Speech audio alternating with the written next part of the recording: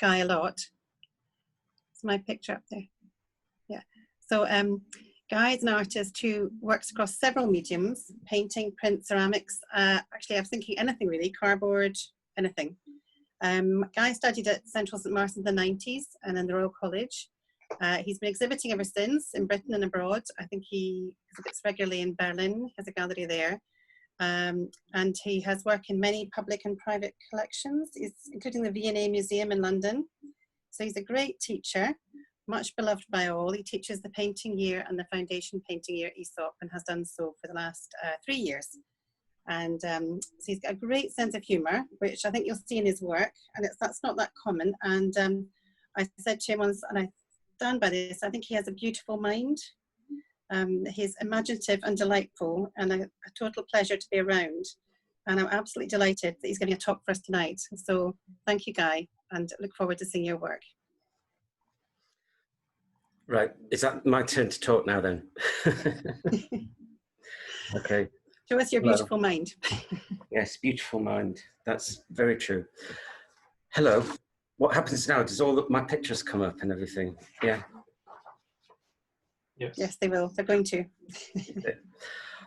Yes, so it's split into 3 sections. The first section is that period after you leave art school where you're turning into an artist, which has a name that I really don't like, transitioning, which is a very strange word. Anyway, so I shall show you a few of my transitioning works and then get on to other stuff. So there you go. Warm your hands next to the fire.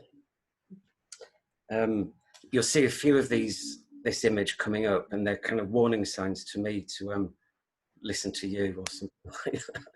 Anyway, this is actually one of the most recent paintings I've ever done. Although it was quite like a lot of paintings I do, sat in a cupboard or on the studio floor for many years sometimes before I finally finished them off. This is a beacon, as you can see. I used to live in New Cross when I first moved to London as a student, and just near Telegraph Hill. Yes, and there was a beacon there like this. So, on to the next slide. Hello everyone, by the way, if I haven't already said that. Okay, so after I left art school, I started making cardboard hands out of coffee. Yeah, those coffee things that you get from Starbucks and stuff like that. I think it's because I probably had a job in a coffee shop while I was a student. I don't know. Anyway, my hand actually fits into that one. Now, the reason that I actually made a full suit of armor, and the reason was because I'd been in Paris when I was at the RCA. They have a little studio there, and I think it was about 6 weeks or something like that. And I was looking at a lot of the suits of armor and things like that, like tapestries and things with hunting scenes on.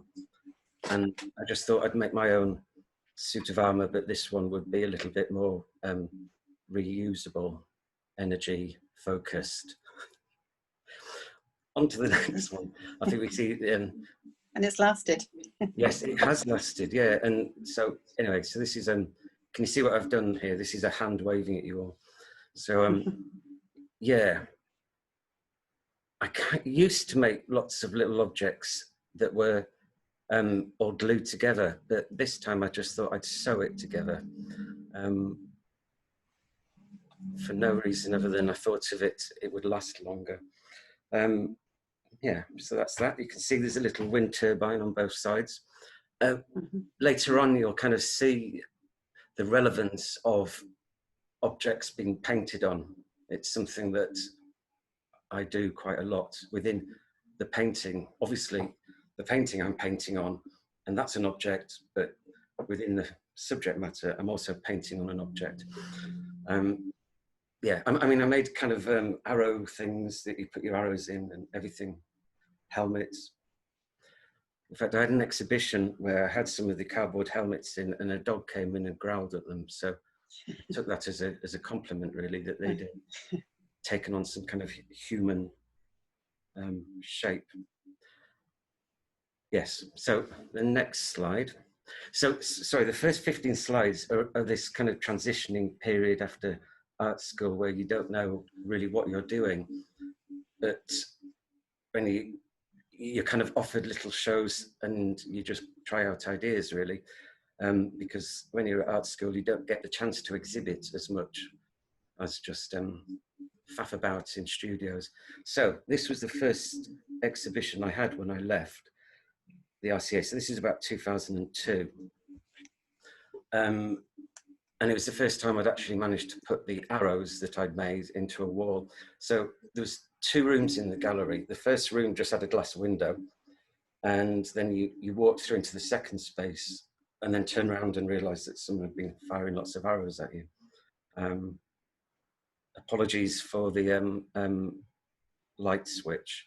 There was lots of conversation about whether or not we should paint that out. These are the big conversations in art world things, whether or not you should paint out the electrical items. Anyway, so that was that. The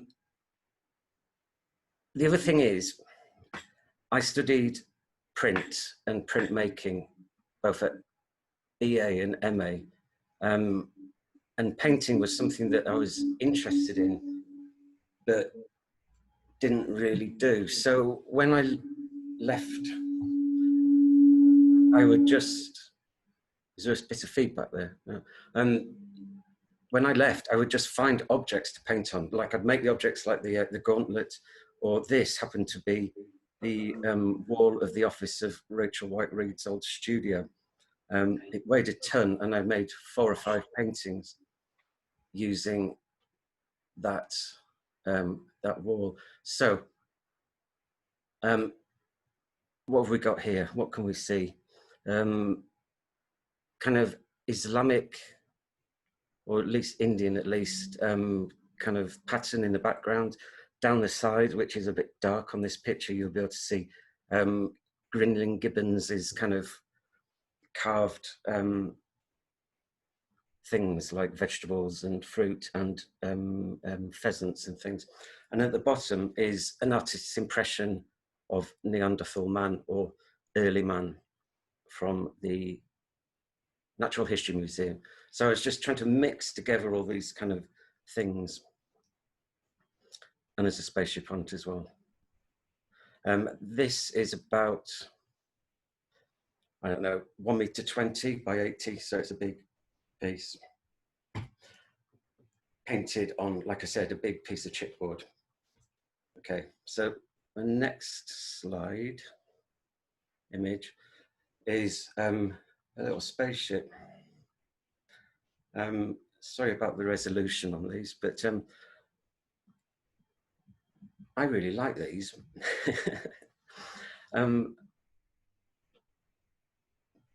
Yeah, what can I say about these? The reason that, yeah, I think we'll just go on to the next one because there's a few of them. Could we go up to the next slide?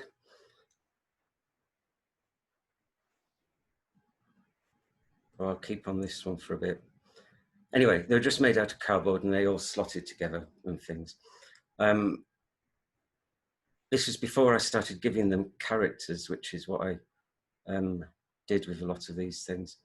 I didn't really think much to them because they were just me keeping my hands busy in the studio. And it wasn't until later that somebody said, you've got to look after these and you've got to exhibit them and things like that. So this is the second one.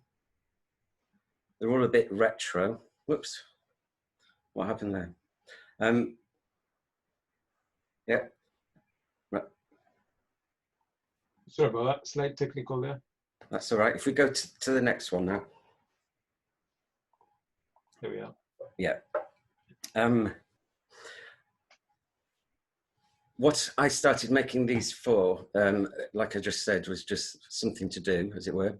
But also, I started making paintings from them, and they were quite useful for me to get the shadows right. So I'd get a little angle poise lamp, and I'd kind of position it so that I got a dark shadow underneath, and that would help me create it in the painting.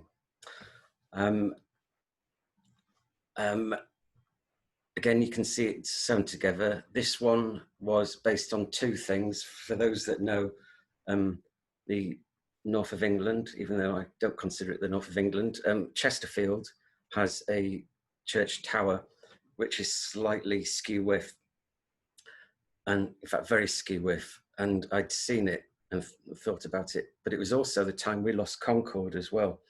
Again, living in southeast London, as some of you might know, Concorde used to fly over at a certain time every day. And so if you turn it on its side, it looks a bit like Concorde, or at least the nose end. Yeah, a little bit. The view that is now painted on it, which I'll probably come back to talk about later, but this was just a generic kind of view of, you know, grass and sky and everything. But in the painting that comes from this, it's a village called Warren Percy in near York, which is a kind of a medieval village. So I was kind of looking at things that were very personal, that I kind of knew about, and then just mixing them up in the way I do. So the next picture, please.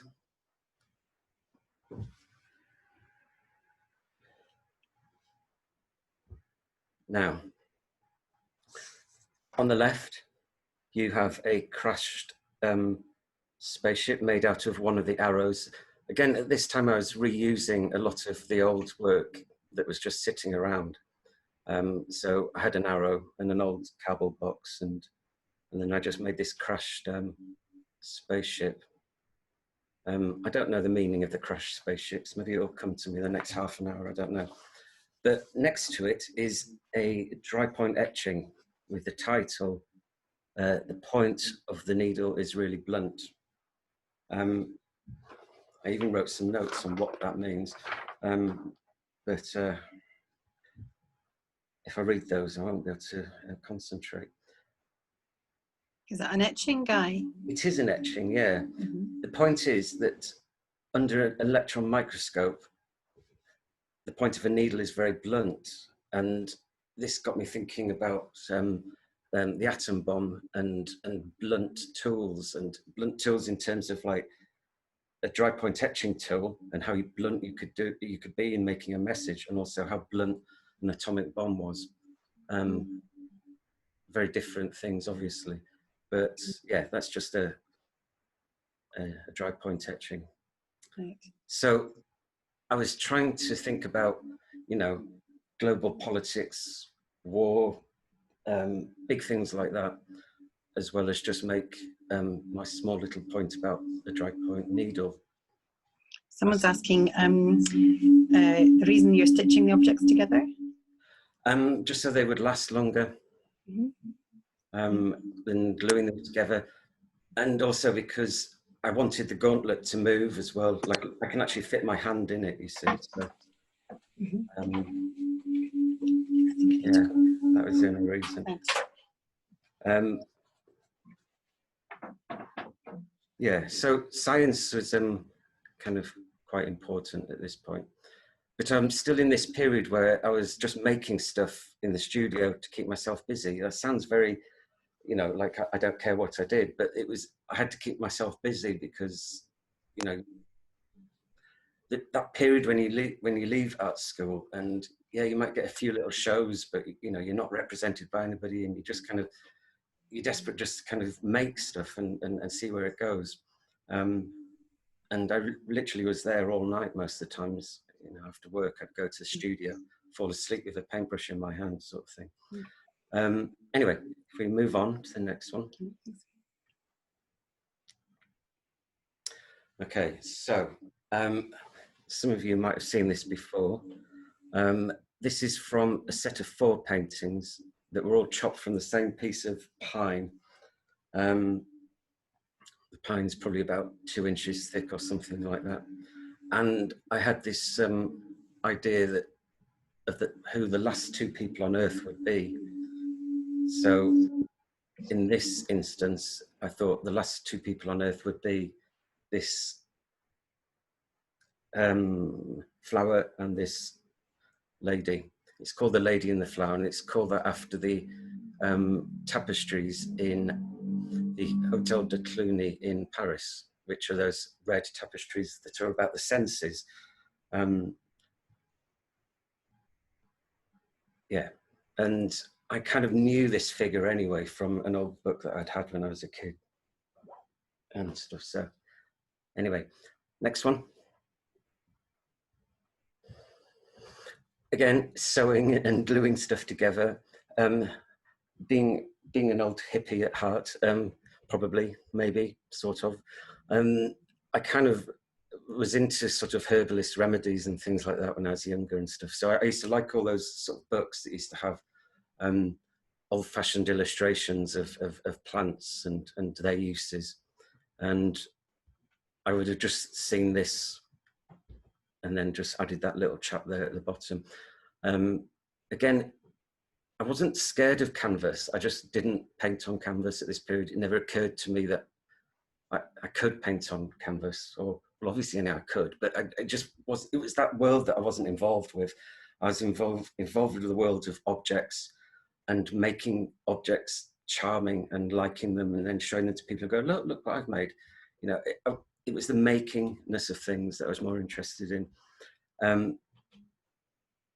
And also the making do, you know, bits that might look like it's all put together properly, and then in the top left, it's all kind of sewn together and haphazardly and stuff. I quite like that sort of combination. There's a little bit of cork at the bottom there, I think, as well, at the bottom right. Anyway, I quite like that. It's called Veganism #1. There was a Veganism #2 somewhere, but I don't know where it is. So again, it's something I talk about a lot actually when I teach and talk about painting, is you're creating an object first and foremost, and that's what removes it or takes it into the world of art as opposed to any other creative form. Is you're making an object. A painting is an object. A painting is a sculpture. A painting is so much more than just oil on canvas. Anyway, the next slide or image, showing my age, saying slide, aren't I? Right, yes. Again, another piece of wood. It's more turquoise is the background than how it looks there. And this is I made a list of, it's a bit sad really actually, but I made a list of all the machines, satellites, spaceships that had left at Earth. And for some reason, in fact, one of my tutors said, basically, this could be in a boy's bedroom, Guy, which of course is logical really, in a way, to me. Anyway, so this is called Red Venere, I think is how you say it. It's a Russian spaceship. Now, I added the red star, I think. I mean, you know, it's there. I think it was me that added it rather than it was actually on the original picture, because I was suddenly becoming interested in the space race as being the defining thing of the 20th century. You know, this idea that, you know, East and West fought a kind of a war that didn't really exist, but what it did is it produced something quite positive, I guess, in terms of getting off this planet, which of course we've all kind of forgotten about now, which I think is a great shame. I could waffle on about this forever, but I won't. So next slide. Oh yeah, and that's a little Sawyers, which I recently discovered in my archive, and he's a friendly chap. Now, yeah, these are all little small paintings on wood, I was finally learning how to paint on a single surface as such, as opposed to kind of making an object of various bits of material and then painting on top of it. So this is me nearly becoming a painter. And incidentally, it's worth mentioning this is oil paint. A lot of the earlier ones would have been watercolor, gouache, or even the dreaded acrylic paint, which everyone knows I love. Right, so onwards and upwards. The next slide is, right, so at this time, I was very much interested in current affairs, or rather was forcing myself to pay attention to current affairs. And just, in the days when we used to actually get paper newspapers, I'd cut out bits and I'd get a whole folder full of them. And every now and again, I'd just take one and just do a watercolor of it. Just to keep, I don't know why, probably just to keep my ideas relevant to now, because I know I was very interested in a lot of, 15th, 16th century tapestries and suits of armor, and I didn't want to just sort of think everybody was out. I was just interested in all that old stuff. So anyway, so the one on the left is kind of about A1 or A0 size. That kind of handmade paper you can see around the edge. It's all wobbly. And the other one is just a little watercolor. It's about A3, A4, A3, in two sections. Just after I'd done that, and I went to see a Damien Hirst show at that at White Cube, the one, not the big one, the other one, and he got somebody to do that same one as well. Like he got everybody to copy from. Anyway, so I don't know why I'm mentioning that. I think my watercolor was better. He hadn't painted his one after all. I think it's better too. Anyway, so this is me just being on current affairs. Also, that image of all those young men carrying that old man is quite a powerful image, I thought. Yeah. Okay. Next one, please. Right. Back again. Right. This one. Sometimes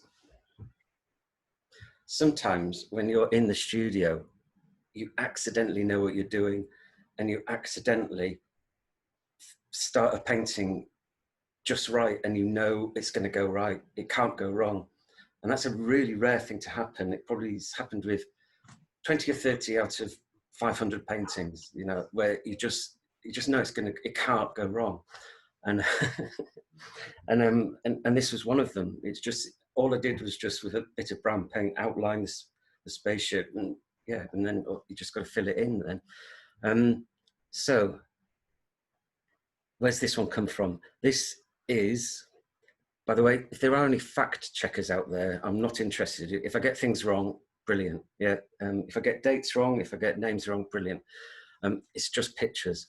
Now, but this, I think it's by Franz Schneiders. Now, Franz Schneiders was the guy that used to do the animals for Rubens, and is a decent artist in his own right, but he used to work at Rubens's factory doing wild animals. And this is quite an interesting hunt scene, because there really was a dog jumping off the cliff to attack.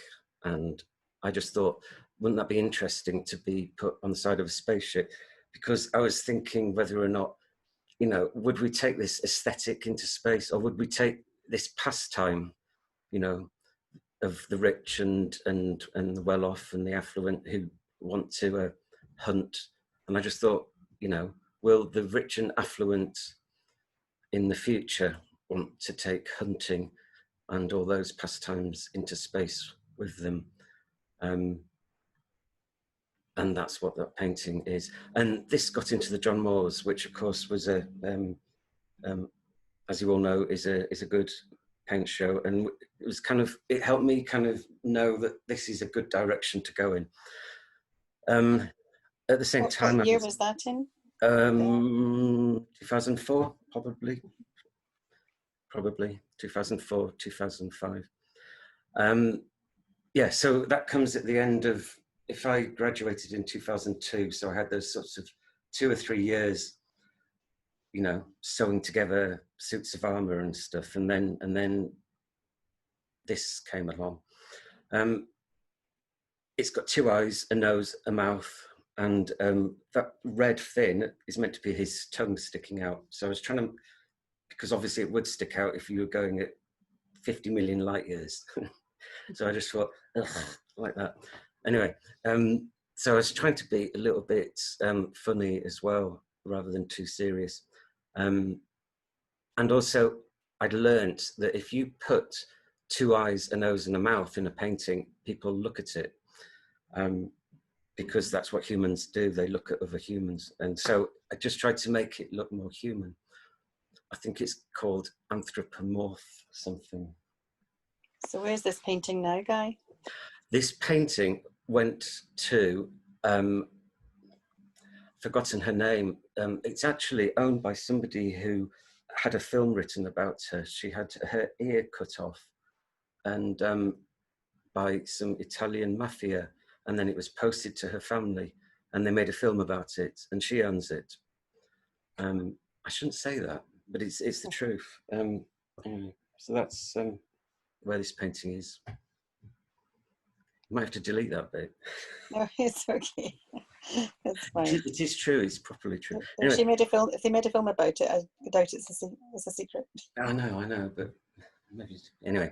So yes, but this is somewhere in London, although it was sold by somebody in Milan. The lives of your paintings is something that some artists just probably don't show as much interest in as others, but I think of them as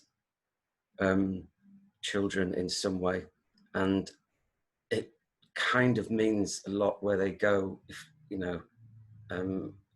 So yeah. Mm-hmm. I understand that. Yeah, you need to. Yeah. This isn't the first painting I said goodbye to properly. That one's about to come up. But you get to a stage where there's somebody just, you don't want to let go.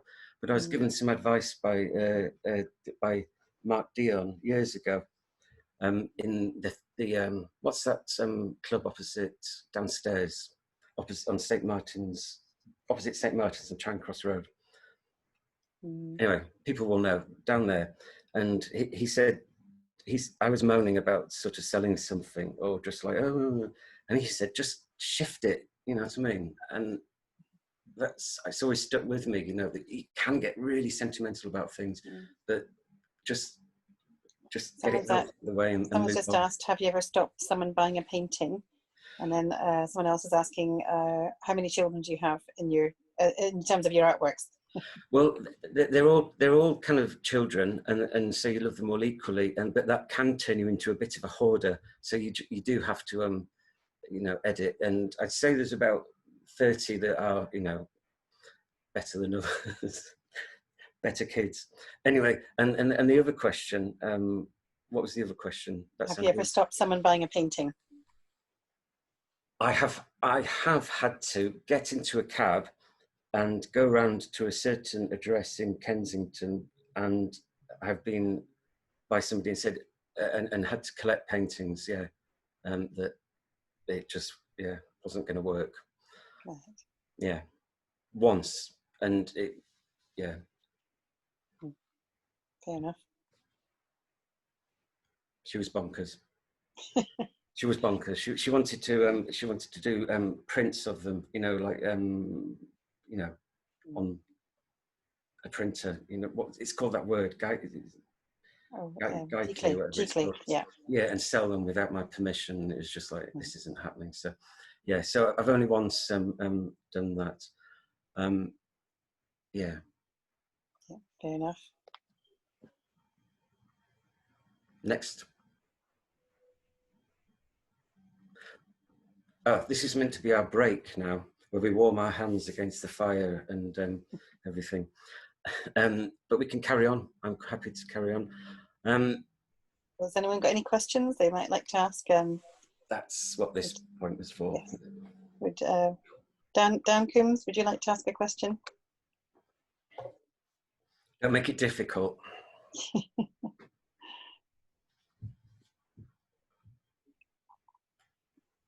No. I always find actually that the longer the question, the shorter the answer, and vice versa. Okay. Well, we don't know yet if he's asked because everyone's muted. So we've got a few questions coming up here, Guy. Yeah, why the interest in space? Because we are on a rock floating in infinite space. How can that not be the only thing that's important? Mm-hmm. That's a good answer. Someone said, Tracy said, pareidolia is when you assign human characteristics to objects. I'm interested in your use of motifs. Would you like to comment on that? The dreaded word motifs. I don't have any motifs. I've heard you use that word in class, motif. I know. That's why I'm joking about it. Motifs, what are they? Yeah, exactly. I've talked about motifs and tried to make people aware of them. Do I have one? That's not for me to. That's not for me to say, really. I think that, hi, Guy, I think they're trying to clarify what they meant by that is, do you have motifs in terms of certain objects that you reference in your work? Do I have certain objects which I reference in my work? I mean, it's all art historical in some sense. I very rarely look around a room or look around the street and go, that's relevant. You know, it's all art historical. It's all references to things that are about communication and evolving and climbing and and progress, really. You know, it might be a ladder, or it might be a torch, or it might be a pair of binoculars. It's all about looking, really, isn't it? I think somebody's actually asked this question, which makes me also curious because we're talking about this. And I tend to agree with this kind of question in terms of, as a child, did you play a lot with the Lego pieces or use that kind of medium to kind of start expressing yourself to get to where you are? No. Yeah. Of course. I tell you, once I saw my nephews and nieces playing with my, obviously redundant toys like that, and I was mortified because they were obviously mine. But yeah, no, I had all that Lego, but I never had Meccano and all that sort of thing. It was just Lego. I'm not sure what they talked about, but do you have a preference for things like science fiction, or are you a Trekkie, or? No. And that's a really important kind of conversation, because you will notice as we move further on, there is more space stuff. I almost have got to the stage of, however old I am, I can't even say the word spaceship because I just feel like it's it's silly. But there's a reason. I was just interested in travel, and I was interested in the politics of the 20th century, and it was the end of a logical conclusion to kind of go, okay, so right, we've got this thing in space, right? So what's it mean, and all that, and how can I play with that idea and things like that. So I used to do sort of paintings of 1960s and 70s front covers of Time magazine, where it would have Apollo and Soyuz meeting in momentous occasions and joining up and stuff. So and then a load of those sorts of lithographs and such like in books of that would be signed by Arthur C. Clarke, and his vision of what the moon would look like once we moved there, with all these mountains in the background. And we forget how recent that was. That they literally, illustrators were putting mountains on lunar views, and it's just like it just isn't like that. Like jaggedy mountains. Yeah. And so the times we live in are just moving so fastly. And I know this sounds silly, but because times have always moved fastly wherever we are. But we forget recent history is not that far away. For example, like Google, like Gmail, has only been around since 2004. And like, you just think it's been there all your life, but it's, you know, so anyway. All right, that's quite interesting you said that. So in a sense, you mentioned, because what are you talking about? Those of us who are a bit of the older generation will understand. When you mentioned Arthur C. Clarke, that's 1960s, 1970s, reference in science fiction. Then you talk about Google. So do you use that kind of imagery as a touchstone to keep you grounded, or as an artist, or? I'm interested deep down in artificial intelligence, and because we're on that road, and it's up to us to create that artificial intelligence, because it's happening whether we like it or not. In fact, even in my emails, I don't know if it's, well, it's the same for everyone. It actually writes my emails for me almost now. You know, when you type in, it gives you the end to your sentence, and I think, oh, that's a good answer. Yeah, or that's a good sentence. That'll do. You know, so you know, which is scary as well. But one day it'll turn around and speak to you and say something quite. I think my phone does that already with Siri and all that. I think she listens to everything I say. So yeah. So all this kind of these early references, you know, it's all. Even if you think back to the suits of armor, you can almost think of the underwater suits that they used to wear with the big lead boots and stuff. And also coming up to robots, it's all part of the same thing in a way. It's we're trying to make something in the image of ourselves, and that's what the robots were, and it's what the suits of armor are as well. But intelligence has gone somewhere else. We made this image of ourselves redundant in the 20th century, I feel. You know, it won't be something in the image of mankind that makes it off this planet, but it will be an object from this planet. Do you know what I mean? You know, it's yeah. So just Someone before, can say it cleverer than me. I just make pictures. just before we go forward, just because you mentioned we're trying to make an image of ourselves and robots and all that, and that might be a bit personal, but what's your concept of God or godlike figure, or do you think there is anything like that as an artist? Well, I'm just thinking, you know, no. I think about all these things far too. Well, actually, I don't think about these things far too much. Although I have had a conversation with somebody about this, and they said that, well, basically, God's evolving, and there you go. That's my answer. Fair enough. Right. Thank you. Thank you. Right. Next one. So we've got anyway. So right, the whole point here is.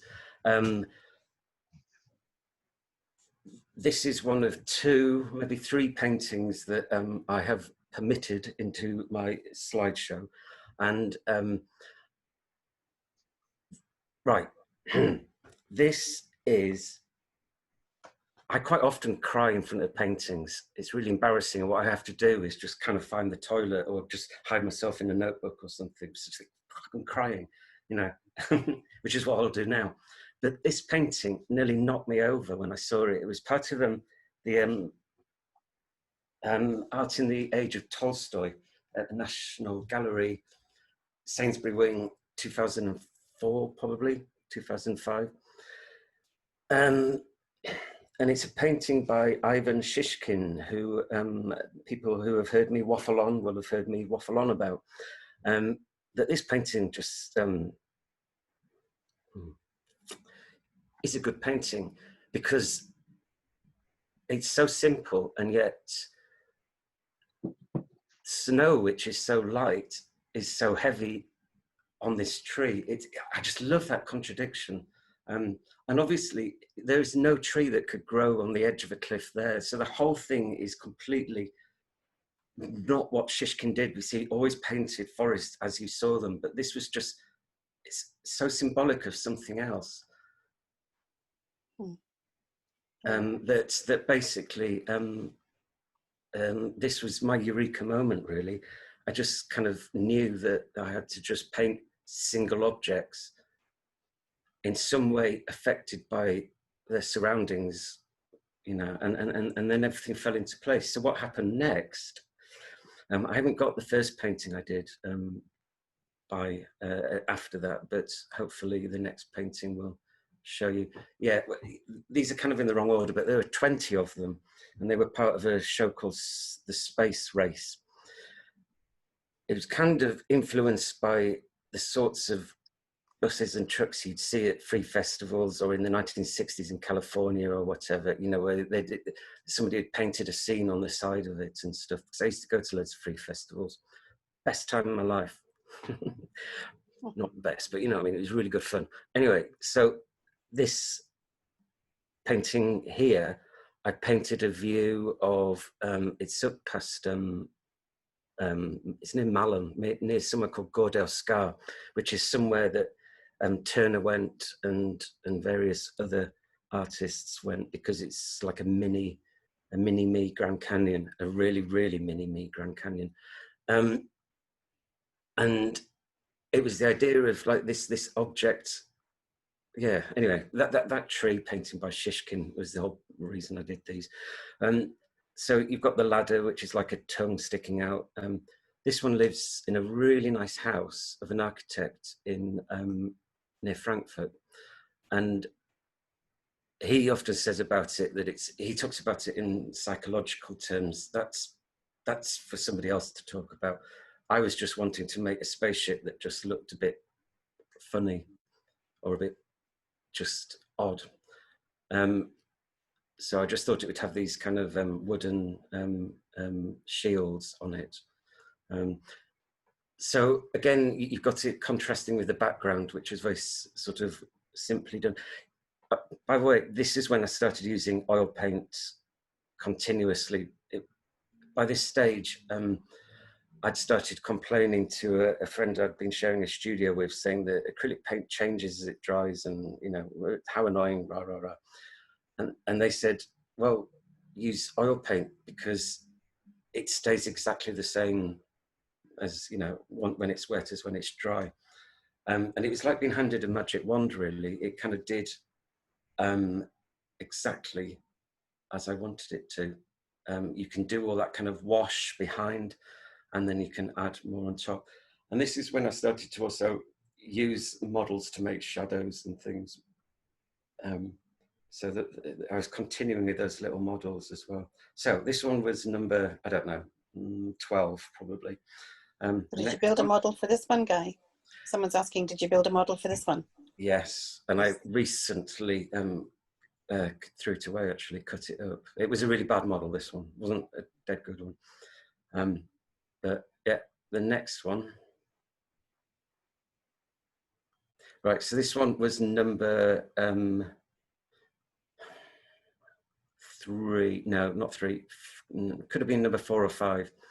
And I think I just thought, let's make a snowing one in snow, because I suddenly realized I was making a series. Then I had to suddenly go, okay, so, right, well, we've got to do the seasons if you deal with series. So this was a snowing one. I have no idea where that is. Isn't that interesting? I always thought one day I would forget a painting I've made. That's kind of an ambition I still have, to make so much work that I forget what I've made. And this, yeah, I don't know where it is. I was going to say something else about it. Can you see it's been cut, not cut, it's been sewn together. Oh. It's 2 pieces of canvas that are sewn together. This would have been done purely for economic reasons and because I hate waste. And it's an extension, I've not really thought about it until now, of the sewing together of objects. I still wasn't 100% comfortable with the straight oil on canvas kind of painting. There had to be a madeness about it. Anyway, so this is just one of the designs, and with a waterfall on it. I could talk forever about waterfalls, but that's another talk. Right, there's another one. This is my Buddha. He's somewhere in the Catskills.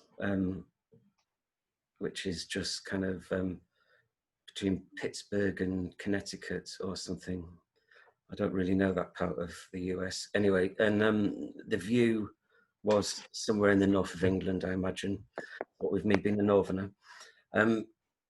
I kind of quite liked the fact that I'd used all these kind of natural colours and then done these yellow and black stripy legs, like in hazard colours.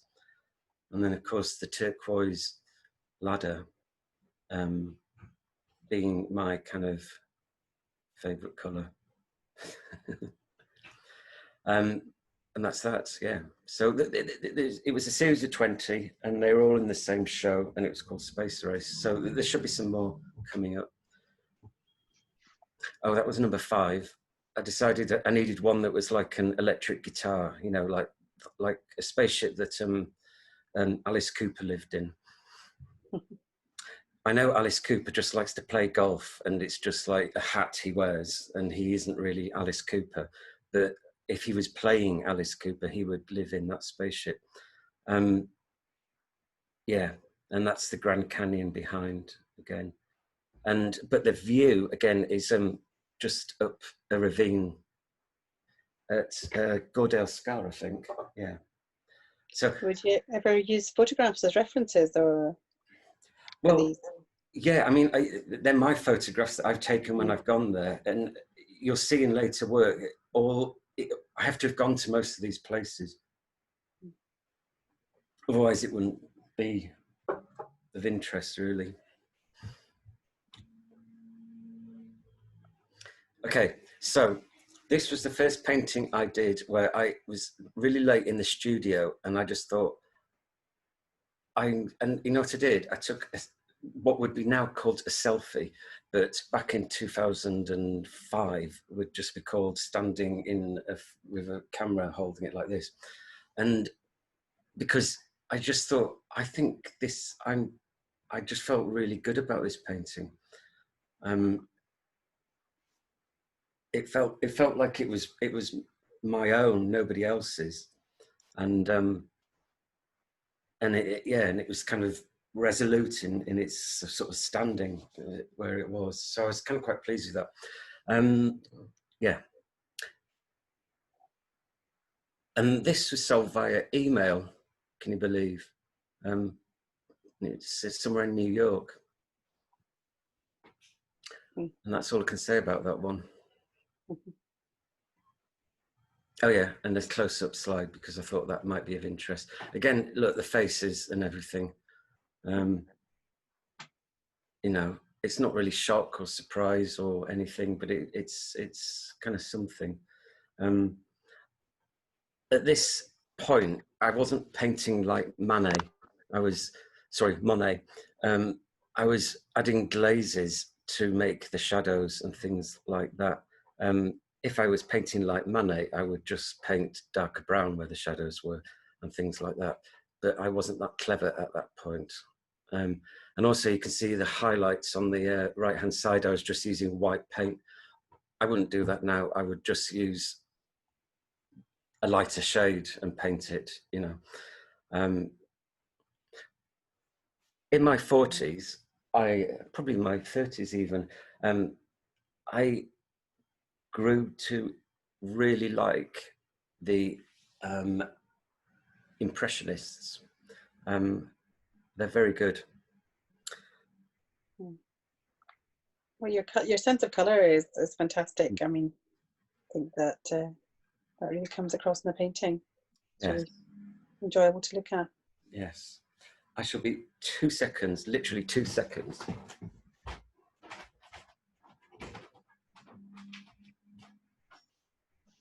Would anyone else like to ask a question in person? So I'll just come up. I'm back again. Right, go on, next one. I was having a bit of a feedback from another room, that was all. Oh, I see. Yeah. I was asking, where's the landscape location, Guy? This one is quite often the background is fictional, but the other one isn't. And I don't know it's far too long ago to remember. You partly make it up as well. I make up everything.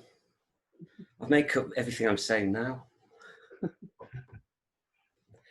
If there's any fact checkers here, do you remember that Hillary Clinton and Donald Trump, when they went head to head, and all Hillary Clinton, bless her, said was, go to fact checkers, go to fact checkers, go to fact checkers. So I'm going to do the same. No, I'm going to do the opposite. Don't go. Look, if I make a mistake, then that's fine. I'm allowed to. It's art. You're the author, so you're allowed to say what you like. Well, it's actually the freedom of being an artist. It's really important. Now, this painting, you saw the earlier thingy, little model, and this was the painting that came out of it. I was particularly pleased with the subtlety of the red sky, because red is a nightmare to work with, because it's the most stubborn colour you'll ever work with. It just says, I'm red and I'm staying red and I'm red, and that's that. And you can't do anything with me, because then I'll be orange or I'll be pink, and then it's not red. Whereas blue, yeah, it's like way too many blues. So red's a really difficult colour for me to work with. So what I was trying to do with this painting is balance out the red sky with the green of the sort of the ground of Warren Percy, which is that medieval village I was talking about in the Vale of York, and then balance which of course we know are opposite colours, primaries and secondaries, and then the blue and the orange balance out as well, because that is a primary and a secondary colour. And then use browns, which tend to be, when you mix primaries and secondaries together, you get those kind of neutral tones. And that's what the background was trying to be. So it was really me. It's quite right, Alison, when you talk about colour being quite strong. This is when I was really learning about how to just be as reductive and as simplistic as possible with colour, and to really understand how to use it. So that's that one, and I think we get managed to create terrific atmosphere with it. And Sharon's asking, she's reminded of the filmmaker George Melly, don't know if I'm pronouncing that right. Has Guy seen his A Trip to the Moon? I'm sure I have. I'm sure I have watched it once on YouTube or something. Yeah. And Tracy is saying it's like being transported somewhere otherly, different. Otherworldly. Yeah, I understand why people think that, but I don't look beyond just the object, really. I've often thought, what sort of painter? I mean, I know in this century we don't have the dogma, the ists and the isms that we did in the last century, where you were part of this group or that group. You're a pop artist or an abstract expressionist or I don't know. It's not for me to say where I'd fit in anyway, but I kind of think it's just all for me about emotion. It's an emotional response. In fact, painting is the most direct emotional response to things I can think of, by far.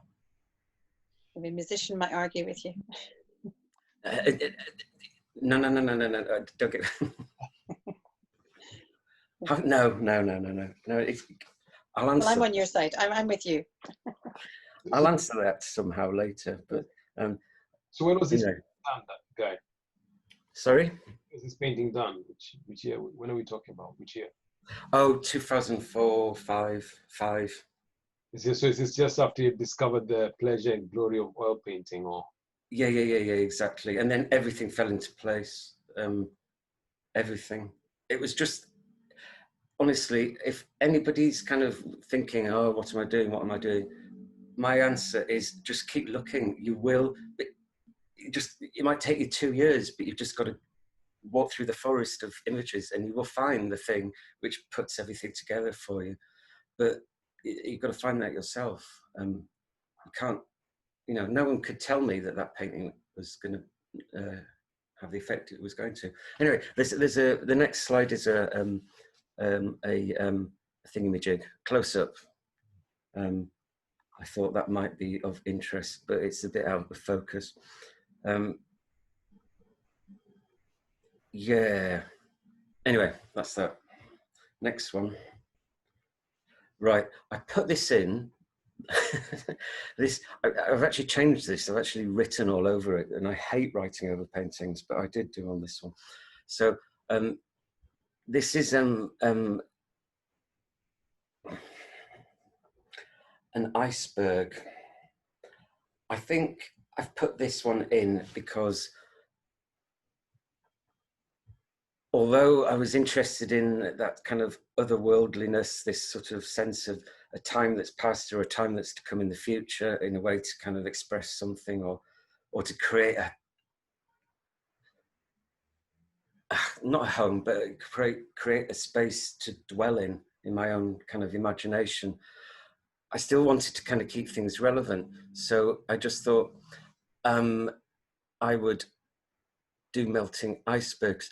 I would hate to be sort of pinned down to become like a science fiction painter or like an what do you call it, painter, an environmental, you know, thingy. Incidentally, I went to a talk by somebody. She did at the Devine Galleries, the big. She had trees cut down, big oak trees. Anya Galaccio. And she was asked in her talk whether or not she was an environmental artist. And she was really nervous anyway, but she paused. And then I could see how she was thinking, oh God, if I say that, that'll ruin my career. But if I don't say that, then I'll be shallow and everything. And she really worried about it. And then she said no.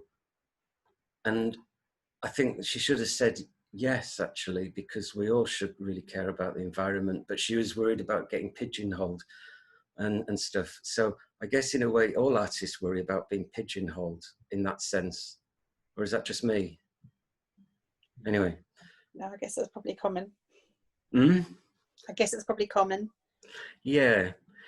And so in a way, there's a lot of contradiction and contrariness in my subject matter, although there isn't as well, because I didn't want to be known as science fiction and I didn't want to be known as this, that, or the other. So I do this painting, you know, I've never even, I don't think it's ever been out of the studio. Anyway, next one. So just before you go, you said you wrote all over this painting. What was it you're writing all over it? I wrote Reagan, as in Raygun. Why? Because I just was thinking about those. I was thinking about aliens with ray guns. Okay, we shan't classify you as a science fiction artist. Yes, we shan't. Next. It's a beautiful painting. Thank you. Oh, I could talk about, we won't have time, but the whole concept of landscape painting from Central Europe and how it kind of spread with the idea, the philosophies of romanticism and stuff, and it spread to kind of Russia at the same time. When Shishkin was painting, it also spread to America when the West was opening up. So you had people like Bierstadt, who was German, who would then go over there and paint those huge scenes from the Grand Canyon. So all these kind of referencing those massive landscapes, which were actually on show at the Tate about the same time as the Tolstoy show. And they had all the big, big landscape paintings with curtains next to them and stuff. Did anyone see that show? Yeah, it was about the same time. And again, that consolidated my views that there is this kind of East-West struggle or thing that was going on. And it made me realize there was a connection between the landscapes of Tolstoy in the East and in the West, the opening up of the United States in that European sense. And that an extension of that was the struggle that became the space race. And it was all tied together. Oh, fascinating, thank you. Yeah, and next one will be a woolly mammoth. I've always wanted to paint a woolly mammoth, frozen in the Sandra. yeah, and the melting ice, and the idea that something's been brought back to life. And I didn't really want to say anything else other than that, but it was just being aware that, you know, the world we're living in is melting, but then that wasn't the most important thing. It was just this I don't know, this wonder that this little creature's sort of being revealed. I find that quite touching and moving. And that's all I wanted to say there. Next. It's really good, Quentin. Oh, and this is when suddenly somebody said, Guy, can we put all your little cardboard figures that you've got lying around your studio, can we put them in a nice Perspex case and in a catalogue? So suddenly I had to take them all really importantly, take them seriously rather, and stuff. So yeah, they're all somewhere wrapped in bubble wrap, leading their lives or not leading their lives. I had a friend do a painting of the two of those actually. Yeah, but they were purely for the those landscape spaceships, which incidentally I started calling landscape spaceship 1, 2 in Roman numerals, and in the end I just started calling them LSXV11 or something like that. Titles is somebody else's job, really. No, that sounds flippant. Titles are a tough one, I find, because the work should be able to be yeah. Work. Yeah, I don't know. I know what you mean. I think You know, we understand. I mean, thank you. as parents, those who are parents, they live and attest to this. When you get a child, it's very hard to name. You have to think a lot. What do I call this child? How do I label this child for the rest of their life? How do I dare label them? And you mentioned your paintings are like your children. So yes, I think everyone can understand titling. Yeah, yeah, and it's also, you get judged on that. I think Rachel Whiteread, she must have a sense of humour, because she'll call it untitled, but then brackets what it is. I think that's some of the best titling ever. So if it's like a blue mattress, it'll be untitled, then in brackets blue mattress. And you just think, why don't you just call it blue mattress? You know, but there's the untitled beforehand, which I just think is interesting. It's almost mannered in a way. Anyway, so these are all in somewhere in, not quite Paris, because Paris is quite small. You always forget that bit around Paris isn't Paris. So this isn't Paris, but it is France. Next one. Ah, now this is the Great Lost Bear. This I shouldn't say, but I think the gallerist didn't hand me this one back, and I think he kept it. But I shouldn't say that. This is a polar bear that went missing. And I'm not saying anything else. Yeah, that was, again, making these little wooden models. Marlo says brilliant. Thank you. It was rather lovely. I actually really liked that figure. On the back, it was all crazily painted in sort of, you know, stuff. There's quite a few wows here. Yeah. I'd have kept the bear too if I had a chance. I made a cardboard version, and then this one's made out of chipboard, and then it's just oil paint on top. Not chipboard. Yeah, just sort of wood. Yeah, it's amazing. I suppose, in fact, no, I know why I did him. He was to stand in front of the painting with the icebergs. Mm. So originally, what was it called? It's called Polar Bear, and now it's called the Great Lost Bear. Yeah, I think I called him Lost Bear. since he went missing. It really is powerful. Yeah, I quite like him. He's all right. Yeah. I did loads of paintings of these bears as well, sort of walking through kind of heated deserts and stuff like that. I guess it's kind of, it's kind of an environmental comment, but it isn't. It's out of placeness as well.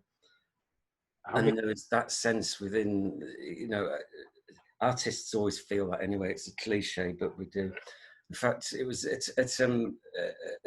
the Creekside thingy last year, and somebody stood up and said to an audience of all the artists, and says, all you that work in isolation.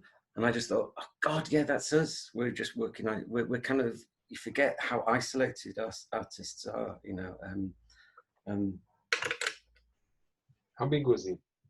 How big was this? As big as an Evian bottle, 27 centimeters. Okay, next one. It's a break. Oh, that's a break, but we can carry on. I'm We've fine. got quite a few questions actually, so Yeah, questions. Oh, I'm just going back. Someone's saying she's an art teacher and she'd like the bear for her art room to inspire her students. But I think that's not going to happen. It's gone. Did you say it's gone? It's been kept? Yes, it's gone. It's stood on a shelf somewhere. And someone's saying that your landscapes remind them of the Ruskin and the Sublime. And Caspar David Friedrich for someone else. Let's say something about that. Yeah, I mean, when you think of Caspar David Friedrich and all that period, not Ruskin, but those painters, they were what I consider paintings from Central Europe at that time, when in philosophical times that was the prevalent philosophy, was Romanticism. And so it kind of, I guess they are. The thing about Friedrich, he was a really good amateur painter. If you look closely at them, he could be painting the side of a barge. They're not that good. They're not that interesting, really. Gosh, right, that's contentious. Possibly, I don't know. Everybody else is. I like that. No, they're fine. They're fine as pictures, but really look closely at them. There's the actual life in the paintbrushes, and it's not Velasquez. Right. Well, yeah, very few people are. Yeah. So, someone's asking the emotional response you have when you're working. Is this because you're inspired and then you create, or can you create without being inspired? I don't understand that question. Inspired. If you mean, well, everything. I think it was in relation to you feeling an emotional response in front of other painting. I think if you are in touch with yourself and you're emotional, you could paint a broom handle and it'll be there if you've got that connection. And do you wait to feel inspired before you start painting, or do you just start working? I have far too many paintings unfinished to kind of, that I need to finish. That doesn't answer the question there. What was the question again? Well, I'm adding my own version to that. Do you when you go to the studio, do you wait till you feel inspired, or you just go, just paint?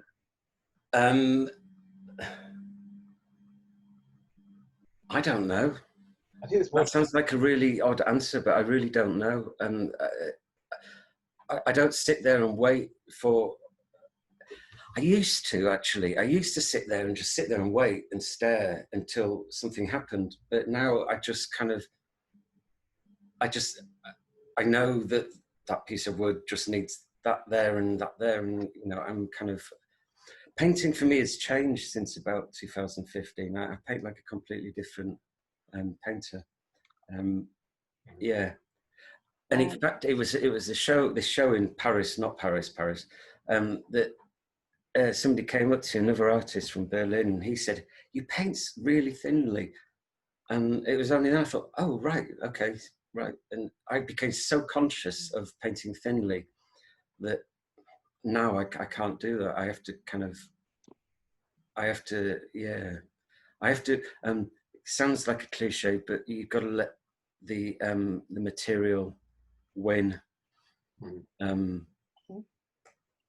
And what's your painting routine? Someone's asking, do you paint every day? I do try to paint every day. I go to the studio every day.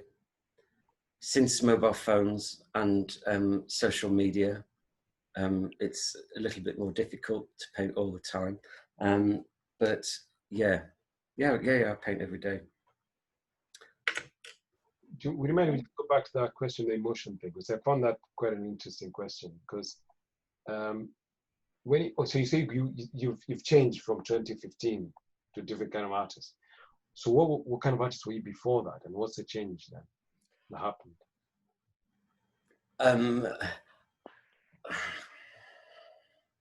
I don't know. I think it's just understanding the materials and not believing the myth of the material as well, and not being kind of so sentimental, which I never feel I have been, because art cannot be sentimental. It doesn't work as a sentimental pastime. But I think I started to. It's just about the paint application, the way you just, yeah. It's hard to explain. You'll see in the later work, it's sort of more aggressive and not so scared of and just getting things right. I mean, sometimes, you have to just watch your heartbeats when you're painting, just so that it doesn't, because you're doing a fine detail. Now I'll just go like that. And, I suppose the question then comes to them, because you don't kill the painting. Yeah. Or it kills me. Because It's a fight is a painting as well. Sorry, say that again?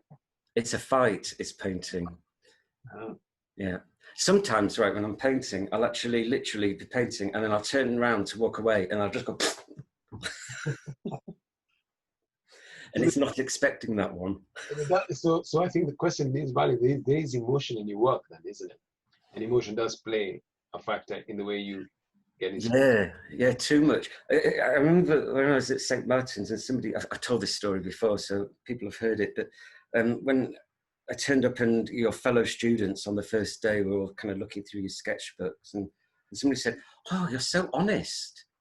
And it's like, "Oh, you mean I have a choice? Like I'm allowed to lie? Okay, this is my lying sketchbook." It just didn't make sense. So I've always just been not too honest. I'm not going to show you my bed and stuff. I'm not Tracy, but and I don't think that's true anyway, that bed. Okay. So have you ever done any work without being inspired? Not being inspired, no. There you go. Yeah. Yes. Right. Are we ready for the onslaught of more pictures? Okay, so to avoid being known as a science fiction artist, I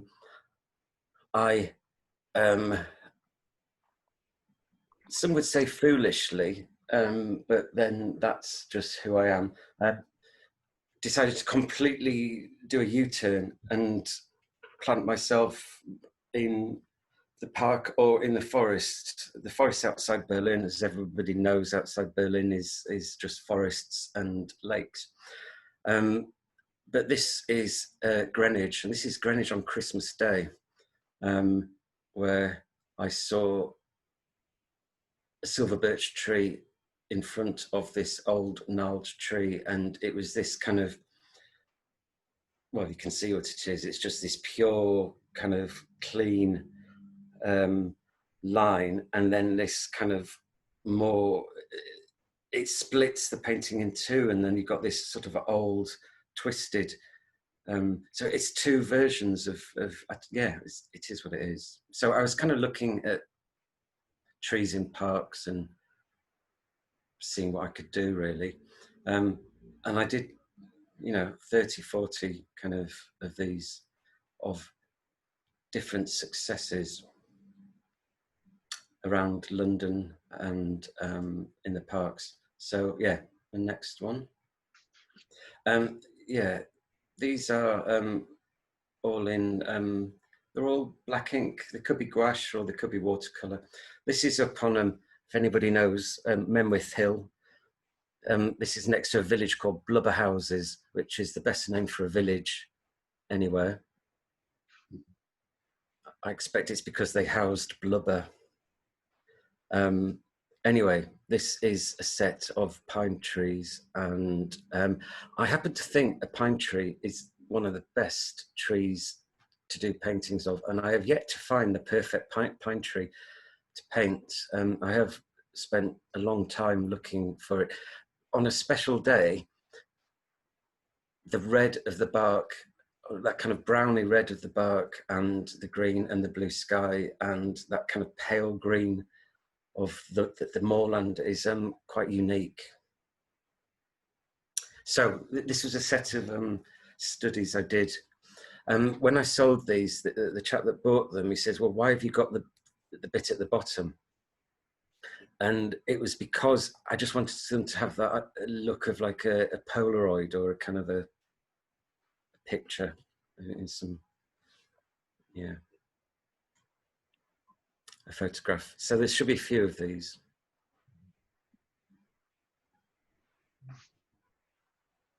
Next one. Oh, well, this is a painting that came out of that watercolor. So I kind of went to Kew and to Hampstead Heath and various places, just sort of taking yeah, pictures and then painting in the studio. This is all kind of painted very quickly, that wet on wet type of painting. And it's rather good fun. I'd never really painted like this before. I'd always done like the background and then put anything in the middle ground and then the foreground and then built it up as it, you know, creating that space or learning how to create space in a painting. Whereas this, I didn't need to. I kind of knew it already and I could just do it all in one go because I knew how space was created, the myth of space in painting. So, yeah. Yeah, it's quite good fun to do those. They're beautiful, Yeah. Guy. Sorry? They're beautiful. Yeah, they were fun and they were quite attractive. I kind of, the way they looked and their attraction sort of distracted me from finding a subject matter in a way, because after all that kind of space race and kind of thing, of which I only showed you, I don't know, a tenth of all the paintings, all the output. There was big, massive ones, landscapes and stuff. So, yeah, I just, yeah, it was all about just enjoying painting as opposed to having to put any other input into it. I mean, they soon became so idiosyncratic that you know, you could tell they were mine, sort of thing. Anyway, das ist das.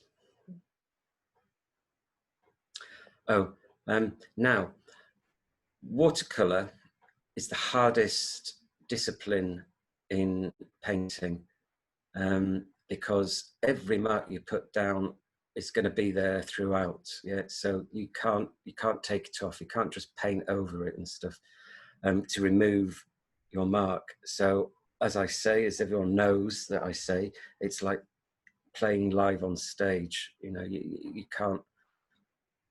Yeah, everything's there for the viewer, and that was quite a challenge at a time.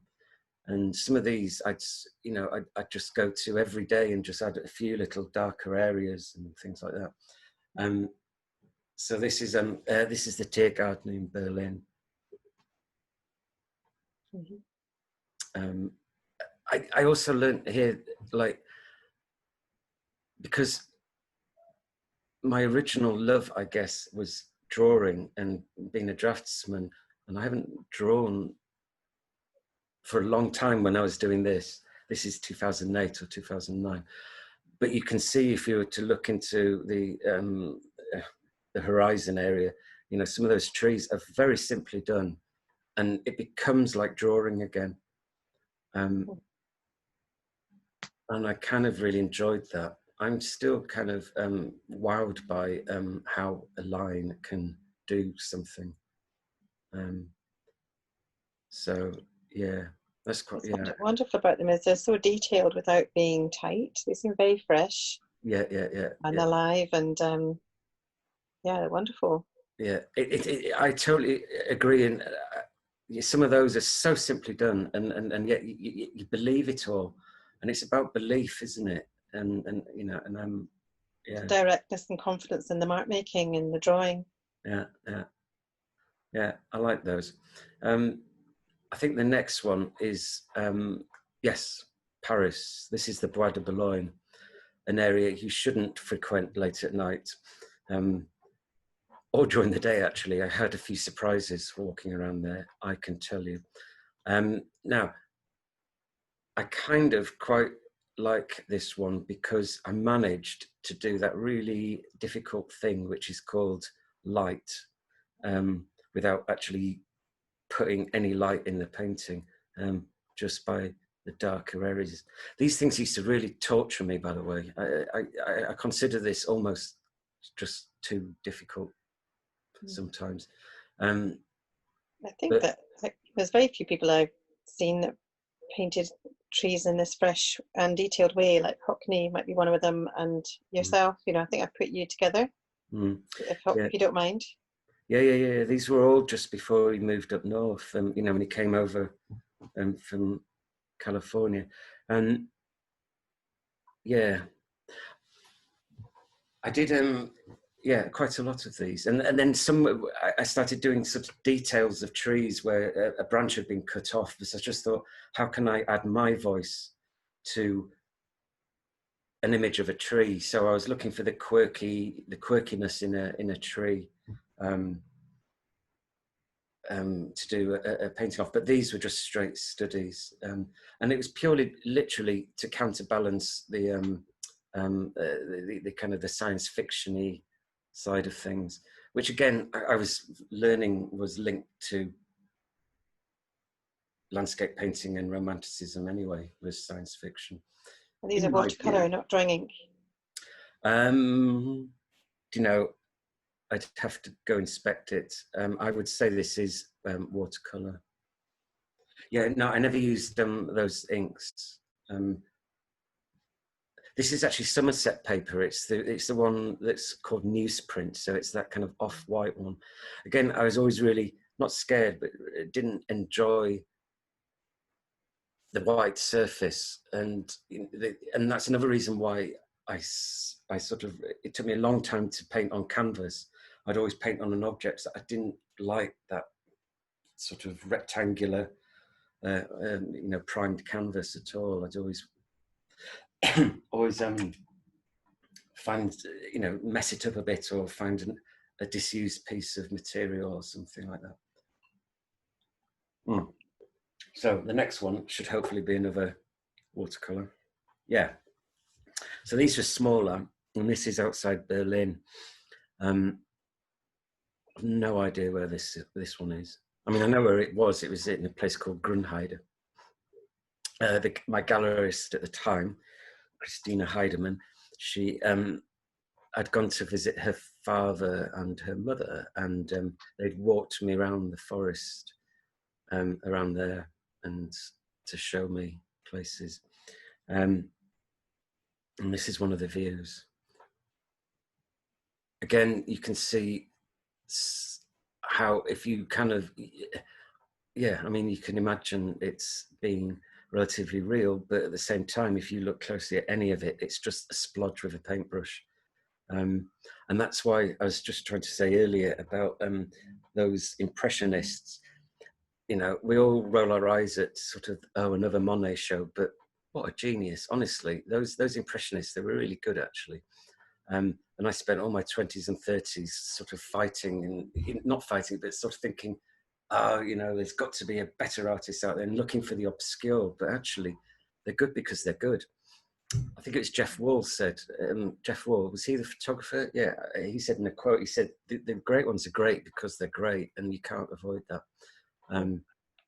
So yeah, or you can fight it, but there's no point.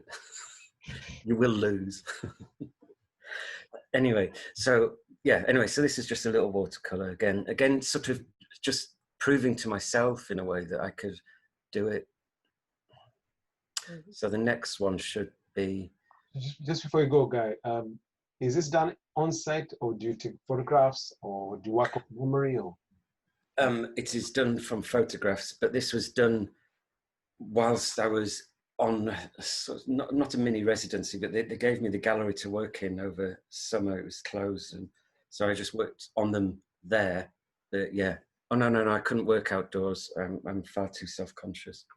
Frank Auerbach said, if he painted outdoors, he'd probably be arrested. So was it like a lot of referencing? You'd go from the gallery to the site, then back, take pictures. Was there immediacy in that, or? Say that again, sorry. Was there an immediacy between you taking a photograph and being on site? Like, I just think that, I mean, it's a direct copy. You know, I'm working. I've found the image I want, and then I'm just working straight from that. Yeah, and I guess I'm holding in my head the essence of what I wanted to portray in the picture, if you know what I mean. And then I'm just using the digital image as a reference point. I guess I want to paint the Grand Canyon. Amazing. Anyway, yeah, that was a period. Oh yeah, hello. This is on the third floor of the Soho House in on Dean Street. This I've been in there, and I always go and see it and say hello and go, that's my picture. They had quite a few, but this one I'm quite pleased with, and because it's a queue and it's a real tree looking like that, and it was suddenly I was doing the same as I was doing with the spaceships. I was just sort of anthropomorphizing them and seeing characters in them. I'm one of those sorts of people, like I started saying at the beginning, that like I like the objectness of painting.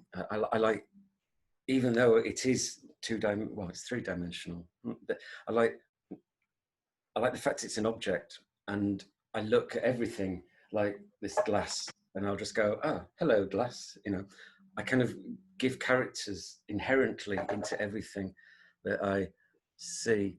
And this is just a little quick watercolor again of a tree with two eyes and a mouth.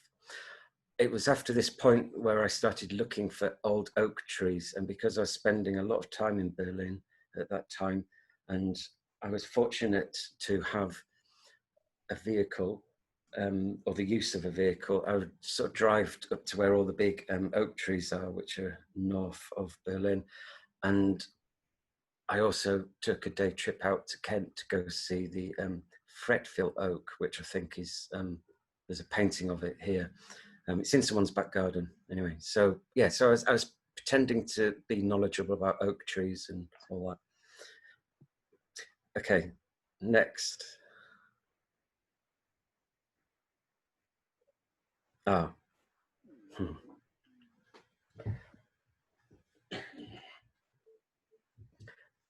This is a painting of my view out my studio window just before the Olympics, and I happen to think it's my best painting. Yeah, I like that one. It was in that real peaceful time. I think we still even had the old route masters before Ken, whatever his name was, destroyed London. And it was a really nice time in London. I have to say, there's something about that period where London was all right. It was before it started to eat itself. And this is just a tree outside my window, and I just wanted to paint the leaves of the London plane tree. And also green is such, or I was led to believe by a very influential art teacher of mine, that green was the hardest colour to work with. So I set myself that challenge. Again, you can see in this that there's a view through. I could have just done it as the whole foliage, but I wanted the view through the trees, which will become apparent in later paintings. That became a motif of mine. Anyway, that is that. Yeah, it's only small, is that? That's, I don't know, 30 by 40 or something, 35 by 40. And that's like me being a proper painter on canvas. Okay, next one. Oh, this is me attempting to show you two at the same time. Right, the one on the right is a view through a tree. Both of those trees, the tree you can see through and the one with the hole in it, are both trees for Kew.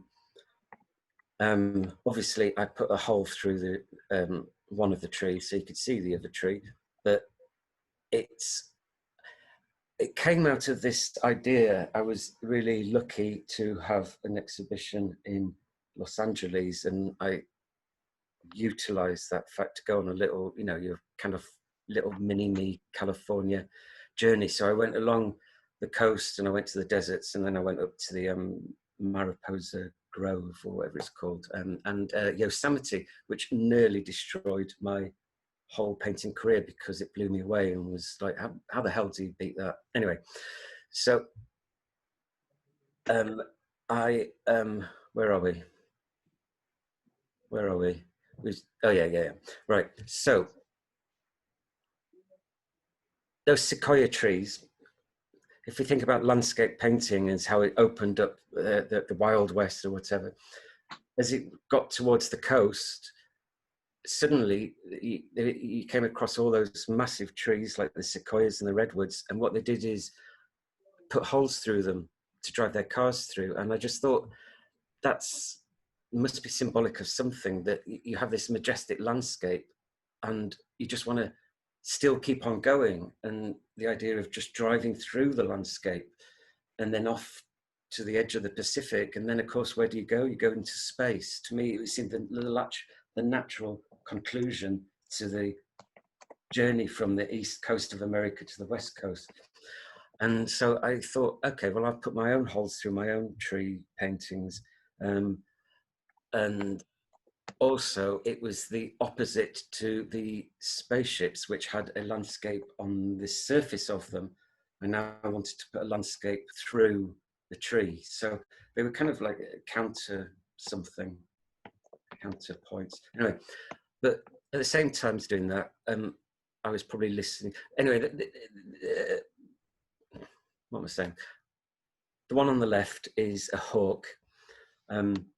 It's called Hawkwind because Hawkwind are a really cool band, and I wanted to do a painting that if Hawkwind ever asked me to do a painting for them, I would give them that. Anyway, so, and also it's me having learnt lots about painting. So painting all those ruffled feathers, if you look closely at that, it's all about understanding brushes, the movement of your brush, understanding what you can, it's all just about mark making and painting really.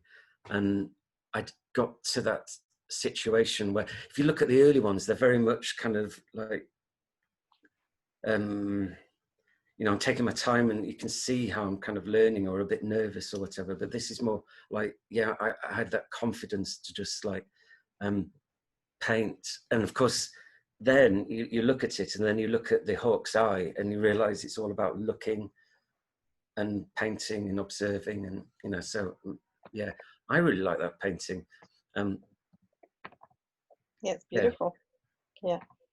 Yeah, I used to have that and a cat, a lynx, that used to sort of, I used to have as my kind of above the door of the studio to kind of like protect. Anyway, so that's that. That's that. The next one will be something. Ah, right. So another one from outside Berlin. This is where Bertolt Brecht's summer house was, in a little village called, I won't be able to say it properly, it's Bukow, B-U-C-K-O-W, Bukow. Bertolt Brecht, we all probably know and stuff. He once wrote a poem called The Playwright's Song, which, as I was lucky enough to go to St. Martin's and Foyles was next door, I remember having that sort of, you know, that moment in the studio where you just want to just walk out and just do something. So I remember walking into Foyles and just picking up a book, and a book of Brecht's poems, and then just opening it on that poem. And it's a really good poem. It just talks about, you know, how an artist is meant to just observe and see all the things that we see. It was it's a good poem, and I should have it with me. Anyway, so I kind of felt when I got to go to his summer house that this kind of view of this path that was sort of blocked, I don't know, it just became more powerful. Yeah. So, and then the next one is a view of, you know, I said that I've always, sorry, if we go back to the previous image, the painting on the right, you know, I said that I've always been to the places that I paint. Not necessarily true in this point, because I've never seen a volcano or a earthquake that's split the earth in two, but I kind of was mixing that fantasy and reality. The view through the hole is of Gordale Scar again, up north. I had completely, it was almost like a C and D sign upside down. In fact, it had two legs and two arms at one point, and I overpainted it, and in the end just got rid of half of the wood that was in that that was in that hole. But I really enjoy painting trees. I enjoy using those colours. It's good fun. Anyway, the next one. Ah, right. Yeah. So this is just a view on the left of Kings Canyon in California, and it's called a view through redwoods. And so again, I was looking through the forest onto something, and that was another reason why I ended up putting holes through things, trees. I had a little mini residency in Lake Como, and so I had been driven around by the gallerist, who just drove way too fast. And we drove to various places, and I took photographs of the mountains. So that's based on places that I've seen. Yeah.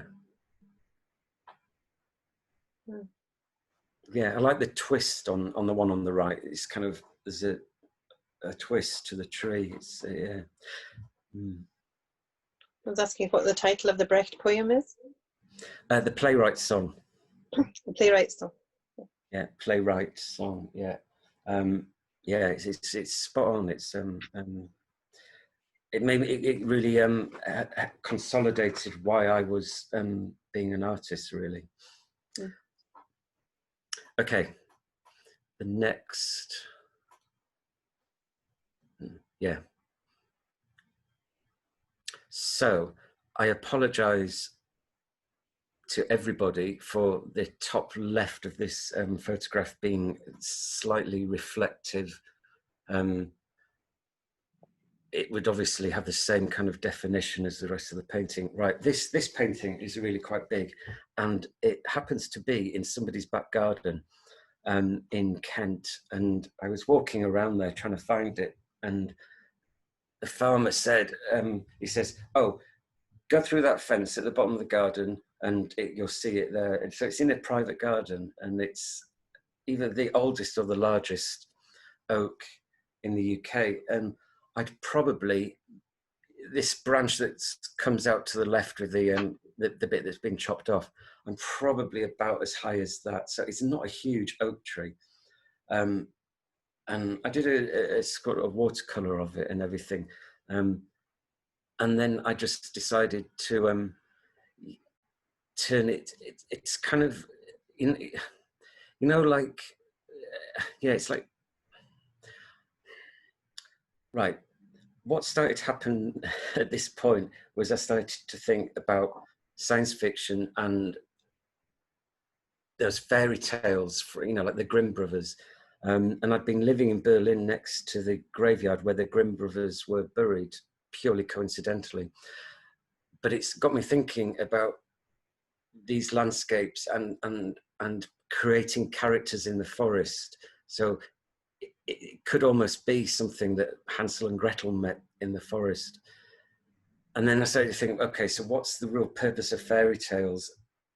They're the kind of the moral stories we tell our children to warn them about things, you know. And then I was thinking about science fiction being the other tales we tell our children, you know, about, I don't know, ambition, about what we should do in life. I don't know. So yeah, I saw fairy tales and science fiction suddenly sort of becoming proper subject matter. Yeah, so that's true. So all those places I'd been, either in Switzerland or in Cornwall or in the States or Kent. That's a big painting. That's about 180 or 176 or something. It's a beautiful painting. So to tell you, Einstein said, if you want to make your children intelligent, read them fairy tales. I really like the way you've done it, because sometimes when you look through the holes in the tree, it's almost each is a painting in itself. Yeah. Like you're framing different scenes there. I understand its background, but if you just focus on one, it's like a different scene in itself. Yeah, yeah. I tried to make things align up that make it look like they were from completely different places. Yeah. Because there is that sense in fairy tales or in any kind of literature like that where things fit together, but you don't know how you've got from one to the other, or, you know, things are joined. So yeah, I mean, it did become problematic in a way, because I really liked what I painted in the holes, but then I wanted to move the holes or re-edit it, but I couldn't, because I really liked the painting that I'd done in the holes. But then you just have to let the painting win. And at that point, I just said, fair enough, you've won. You can. It's fascinating. It's like a living face. And if I feel like if you could jump through one hole and enter into a different world, or like, I don't know, like just like a TARDIS kind of tree, isn't it? Yeah, painting trees in winter is, Andy Goldsworthy said that the best day is an overcast day. And he said that's because the light doesn't change, and he can work longer, basically, and then record and photograph it and everything. All I can say is trees in winter are the best thing in the world. You know, you can do loads with them. In summer, there's far too much of that leaf stuff around, getting in the way. So Anna is asking, where is this painting now? Ask Dan. Oh, is that the one in the law firm? Yes. Okay. Yeah. So this was being exhibited in London then very recently. It might even still be on the walls, but due to lockdown is not. But hopefully you might still be able to see it then. Yeah. Yeah, otherwise it's got its little place in my studio. Yeah. Yeah, just for those who don't know, Dan Coombs, is one of the other artists who work with ESOP, and he has gallery runs with a law firm. That's what they're referencing there. Sorry, Dan, didn't mean to sort of say it like meaning anything, but yeah, that's where it is. Great. Okay, next. Right, no reason to show this one. I guess I was trying to be all like, hey, it's all about the roots, but yeah, it's like an octopus or a squid, this one. I kind of see that eyeball in the middle and kind of, don't know about this watercolor, I have to say. I think at this point I'd got bored of doing the studies.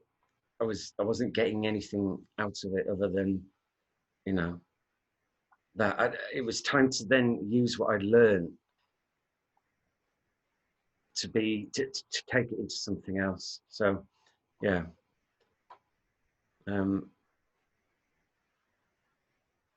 We're probably about 2010 now. Oh, show my, right, so the next one should be, yeah, exactly, right, with 2010. So what do you do with a forest after you've learned how to paint forests? Well, you know Arvo Pärt? Anyone know Arvo Pärt? Well, Arvo Pärt has a house on the coast about 20 miles west of Tallinn, and I'm a big fan, and like I wasn't going to go around to his house and just sort of go, I'm a big fan, partly because he probably wasn't there, but somebody had told me that he lived down this little road, and so we went, and I think he's just great, by the way. He's really good. The first time I heard Fractures by Arvo Pärt, it was just like the most shocking moment ever, really. It's just like amazing. Anyway, so he lives very close to here, and that's no reason why I put a spaceship there, but I just found that forest, I decided I wanted to give it a significance. Now, if you go down the Baltic coast, you will, especially into Latvia, you will come across lots of boats which are left in the forest, because the forest goes right up to the beach, and then the beach is very small because you don't really have much of a tide on the Baltic Sea. And of course, during Soviet occupation, the boats were all left to rot in the forests. You couldn't escape, obviously, to Sweden or Germany or whatever. And there, you can Google them, just Google boat graveyards, Latvia. So again, me being me, I just thought, okay, let's make a spaceship that is sort of referencing that kind of 1950s, what's his name? Flash Gordon and the other one. You know, that's all in black and white. That they were all repeated on TV when I was a kid. And I thought I'd just have one of these spaceships crash with a landscape painted on the side, rotting like the whole dream of the space race was rotting. Incidentally, very close to here was a huge, like, as everyone who's traveled in Eastern Europe will have witnessed, there's all these old kind of army bases and stuff from the Soviet period, all left rotting in the forests, because of course pine trees grow very quickly, and before you know it, the little roads and have all just grown over, and it's quite, I almost like, it's spine tingling in a way, really, because you get to go into all these blocks of flats that are all derelict and stuff, and they're all just falling to pieces, and they're just left there, and you can see the roads and the lamp posts, and then a deer will run across the path in front of you. You know, like there'll be like the swimming pools and the auditoriums and everything. It's a real thing, and of course, I imagine the locals aren't that interested in them, but for us, little islanders. I found it really fascinating. Anyway, so this is the Baltic coast, and that's that. And the next one is, most people have seen these, I think. This is Empire. So this is my attempt to do Lost in Space, you know, that film, you know, again, it's the 1950s, but it's a redwood tree that was painted on the side. Think of Burning Man Festival, think of that hippie bus that's was called Father, you know, you know the one, there's a hippie bus anyway. That was all painted and stuff. And I just thought, okay, well, it's been left to rot in the desert and it's a bit like a robot and it's falling to pieces and someone's living in it and that's his ladder. And that's that really.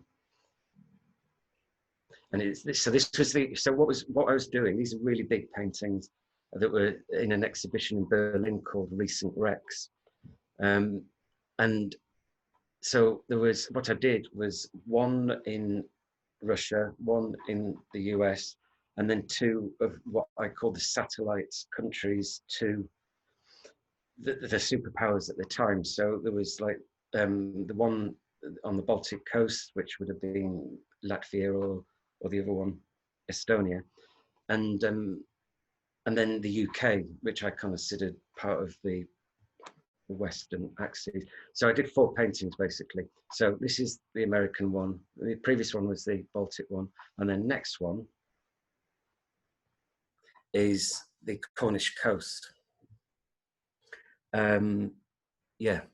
So again, that's an oak tree that's painted on the side, but it's a painting by one of those Victorian painters, whose name I always forget. So I kind of tried to make it English-y and stuff. This is part of a wreck of the RMS Duisburg, Duisburg, which is a proper wreck on the Cornish coast. But I just kind of, so you can see bits that's all gone green and rusty, and then a bit of the rigging, you know, at the left, top left, I copied from photographs, but obviously I invented the circular thing. I quite like it because it looks, those 2 red sort of buoys look like they've been vomited out of that hole, like a seasick thing would do. I quite like that bit.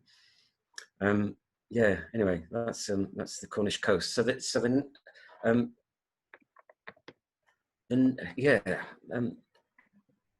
Yeah. Anyway, nothing else to say about that one, apart from painting rocks is a real thing. This was in at the pretty much the German equivalent to the Yorkshire Sculpture Park. It's like their lands. So it's a whole area of the Lüneburg, which is one of Germany's only 2 or 3 national parks. And it's, yeah, so all around there, they've got loads and loads of sculptures from land art from like the 70s and 60s and stuff. And they have a few now. I think Simon Starling has done something last year. Anyway, they were really nice. And they gave me a lovely little house to live in and this massive gallery, which had 4 rooms. And that painting is of the curator's children.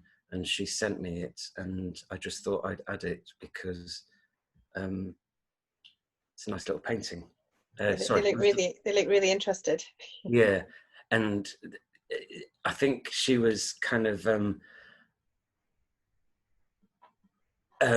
yeah. I mean, she told me that they really stopped and they really looked, and of course, that's really lovely and sweet and endearing and everything, but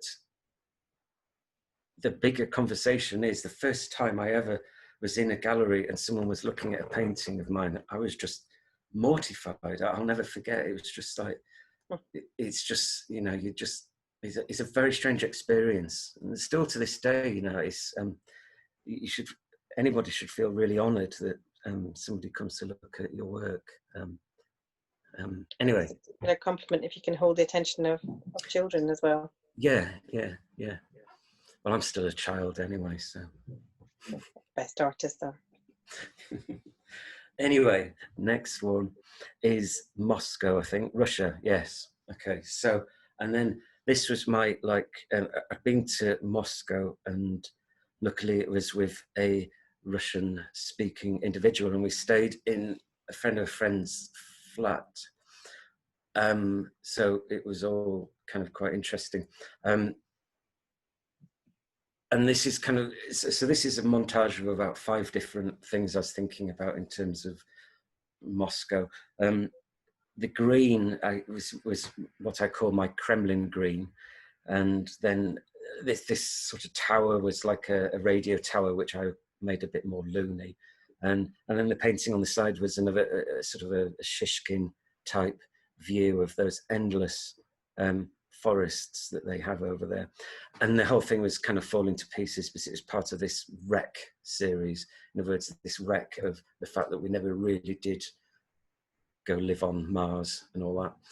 And then obviously I just added kind of my little, the explosion out of the side of this one had to obviously be a suprematist explosion. It's a great guy. Which year is this? 2010. Right. Yeah. So, yeah, so that was like these 4 kind of opposing paintings, really, all of kind of the wrecks of that period.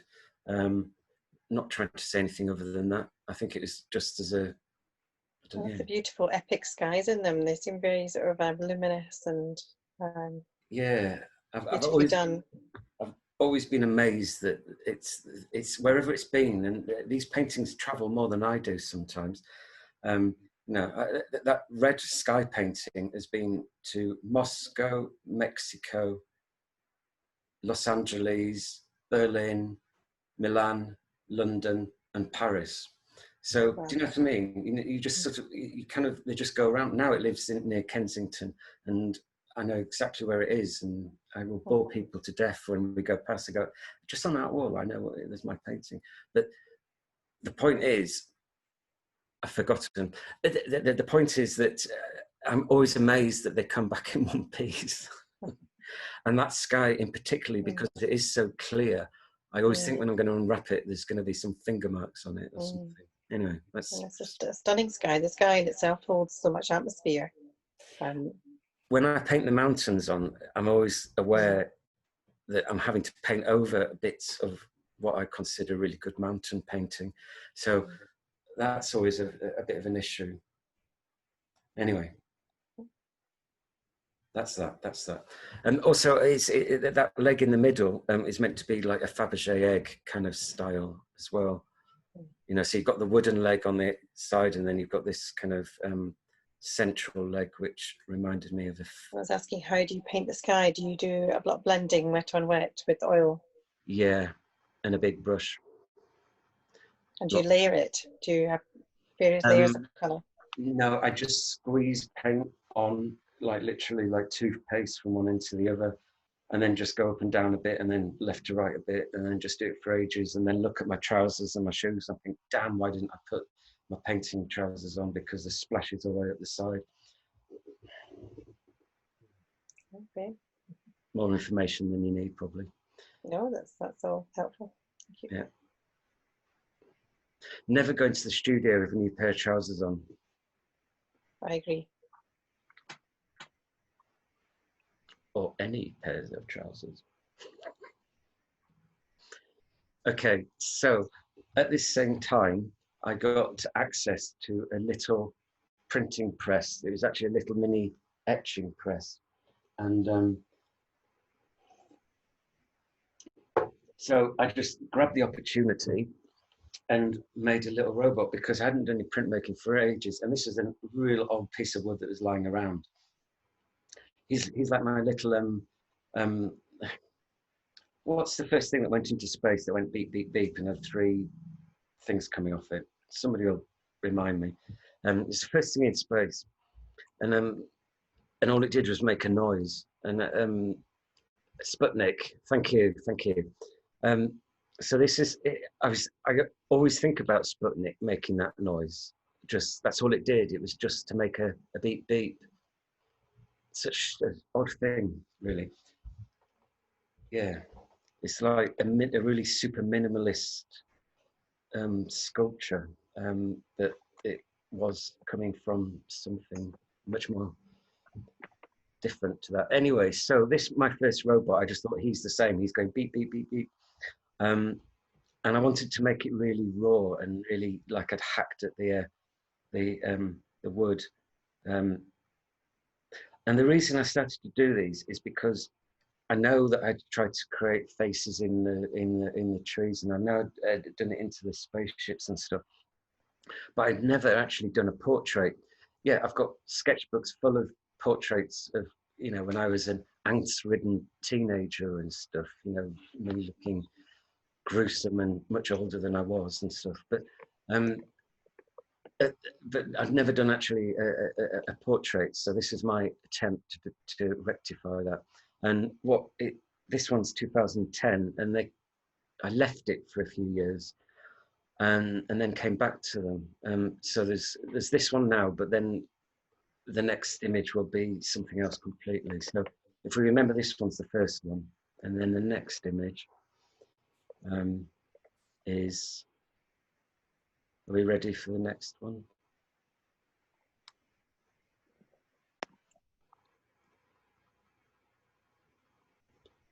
Okay, right. So we probably have quite a few images, so let's just really go through these dead quick. This is up in Switzerland, and I was in a little chalet, and I was just doing watercolors upstairs whilst somebody was downstairs trying to write an opera and doing my head in. So I just hid upstairs because it was like looking after a child. Anyway, so I did all these, and I rather like that one. If you turn it around, it looks like a spaceship. So next one. How are we doing for time? Am I really, really late? Or? It's about just after 9:10, so maybe. Oh, okay. Just go through them then quickly. Next one. Next one. Next one. Next one. Yeah, yeah. Watercolors, just fantasy worlds. Go on, keep going. Yeah, right. Really hard to do that one. Yeah, yeah, yeah. More of these. These are all in the V&A. These, by the way, all characters. Yeah. They're the woodcuts. Yeah, yeah. Oh, I didn't realise I'd gone over time. Next one. Yeah, yeah. More woodcuts. Yeah, and right, a wood burner, because someone sings OMG, I love these woodcuts. Thank you very much. Those woodcuts are rather nice, I have to agree with you. Each one was completely different, so they're like, I treated them like paintings. You can see the one, the second one along, and the first one at the bottom. I paint the paper first and then print on top. And stuff, so they were unique in some sense, and of course they all look like suits of armor anyway, and stuff. We get comments, love them, lovely. Yeah, I kind of they came at the right time. I took 2 years off really from painting to do these. Really a huge series. I did 10 of these, and they're all hand printed, and then a set of aliens, and then some science stuff as well. Yeah, go on, keep going. Yes, they are one block. This is a gas bottle burner, as you do. Even spacemen have to keep warm. Next, that's a big watercolor. That's a close up of a big watercolor. Again, giving like, Jeff Koons is one of my other heroes, and I like that cartooniness that he has. And so it's an outline of a kind of a fictitious cartoon character but then I've given it this sort of space thing that's going on. Yeah, Just next love one. the combination of scale and imagination. It's really, Yeah, it's. I'm glad you haven't or nobody's used the word surreal yet. I've never understood that word. There's nothing surreal about this picture. It's all real. Anyway, so he's called Buffalo Bill because it looks like a cartoon character that I've probably imagined, wearing his hat with his cow horns and stuff. Right. Next one. There's another one of the robots. You'll all recognize these from kind of books on robots. So I was trying to choose just obvious ones, really. Okay, next one.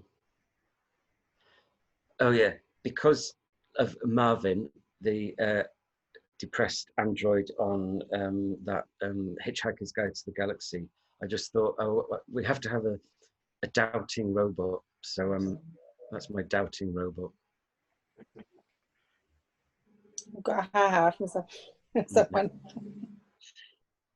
Yeah, there's another one of him coming up. Mm-hmm. Oh, just go forward from that. That's something else. I tried to do a spaceship that wasn't anything. Then this is a tree series.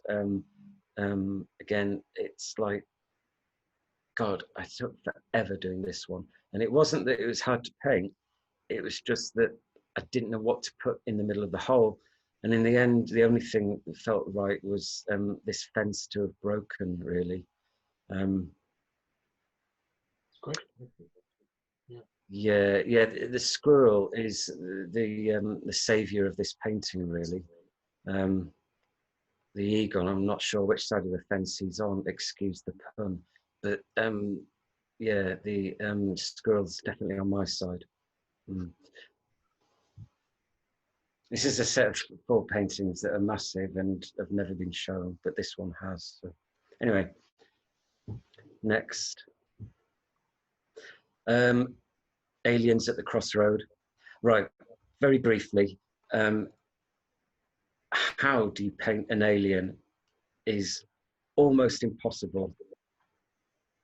It's the only thing that's flummoxed me. How do you paint an alien? It's just like, in the end, I decided it could be anything. It could be a blob or a line. You know, how do you do an alien? So these are my first attempts at aliens on the road in the mountains. Maybe they were walking to Rome or something. Actually, yeah, maybe they were. Right. I once cycled the Italian bit of the Rome thing. Yeah, so this is to show that you can use different backgrounds to paint, to make the same print.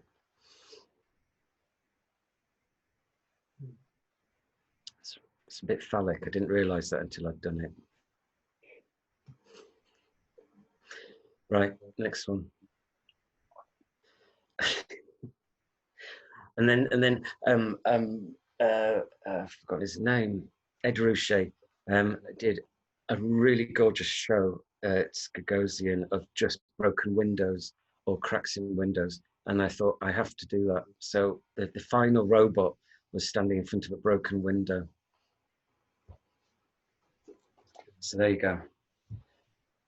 It's amazing how much character you can put into a robot with just 2 dark lines. Right. Yeah, so that was that. Colour, just about colour. It's a lantern from Helsinki. Colour. Right, next one. More of, so these are the first aliens. It's just like, I didn't know what to do. So they ended up looking like Mr. Blobby on a landscape. Honestly, there's another huge, yeah, anyway. So this is about layering and creating transparent layers in paintings, really. Sorry, in wood blocks. It started me thinking about, you know, in Scooby-Doo, when you were always, the janitor downstairs had like a secret lab where he was concocting things. well, I suddenly thought, oh, I should do lots of things to do with that, like test tubes and experiments. And then that got me thinking about Frankenstein, which is early science fiction.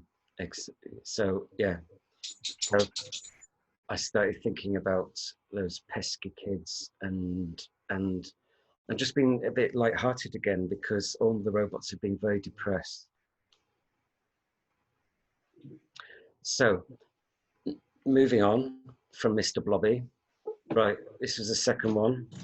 He was a little bit far too serious, so I gave him a rainbow. But it was all to do with we see what we speak, and with our senses are all joined and stuff. And that is that. Next one is two aliens climbing out of what I later realized was probably a flask, a science flask upside down, but it could be a helmet too. And he's just climbing out on the beach. And he came in red and green. And that's that one. And this one came in various colors, and it was just basically a big rock that was a head. And then I put all these little satellites around him in the same way as you often get in Meissen pottery. You often get over the little cracks, you get little flies or little flowers. And I just thought I would just be decorative. So next one. And there's an owl with his head exploding or something. Yeah, in a jam jar. And then that is a robot that is meant to be like R2-D2, but it's actually made up of photographs of Stonehenge. So I kind of turned Stonehenge into a kind of a block thing. Building blocks, children's buildings blocks, and then turned him back into a character, which is quite nice. Anyway, so that's a close. All that stonework is as close up of the rocks of Stonehenge. I really like that painting, and I have to say it's never had the life it should have had, which is something about art fairs, which is just a bit grim, really. You know, it goes on show there, and so you know, such and such sees it, but it never actually becomes part of an exhibition. So I've always felt sorry for that painting. It's never gone anywhere. Anyway, next one. I had an idea.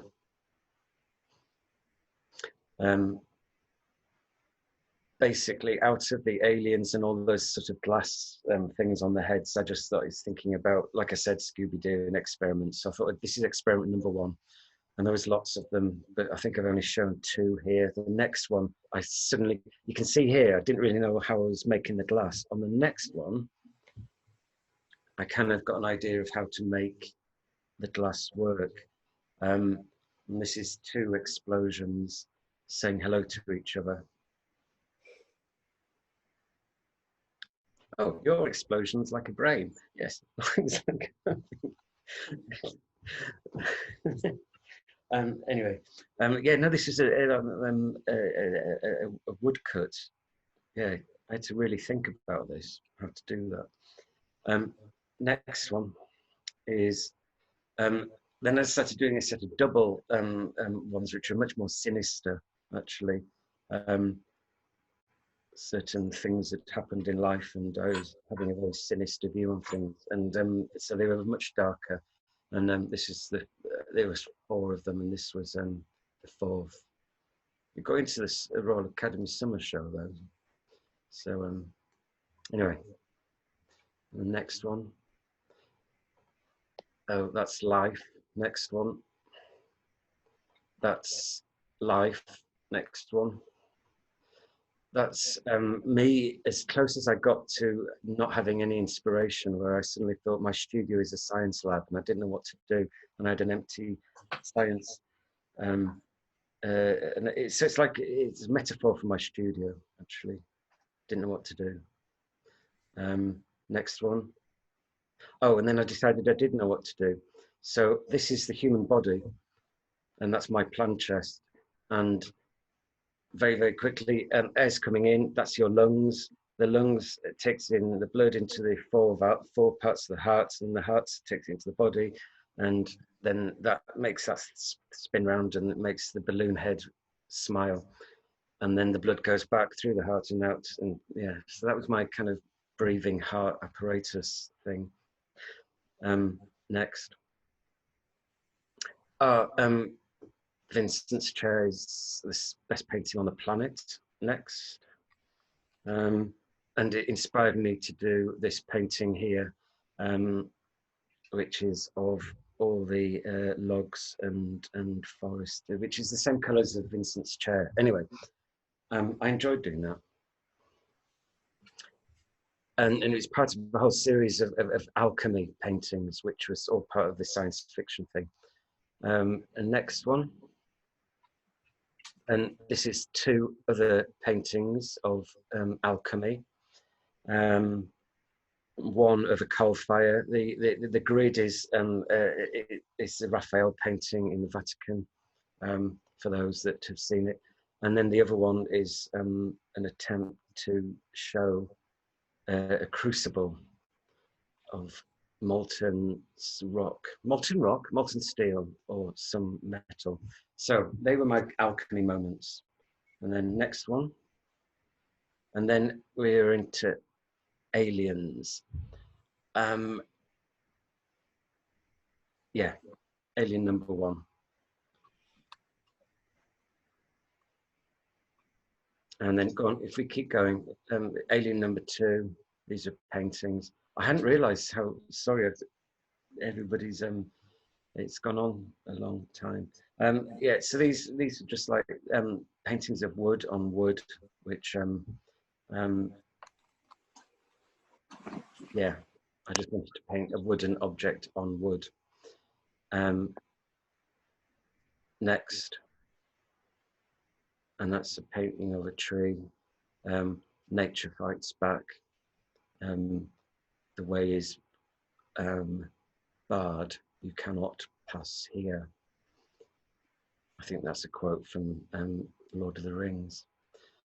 Next one. That took years to finish, did that painting, by the way.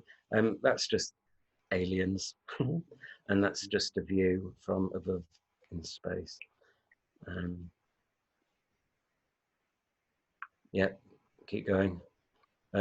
More aliens, because I had a theory that it could look like anything. There was no kind of thing to stop you inventing, basically. We should be into the final 5, so let's just zoom through them. I reckon, yeah, flames on fire, and a wood thing. Next one, another alien.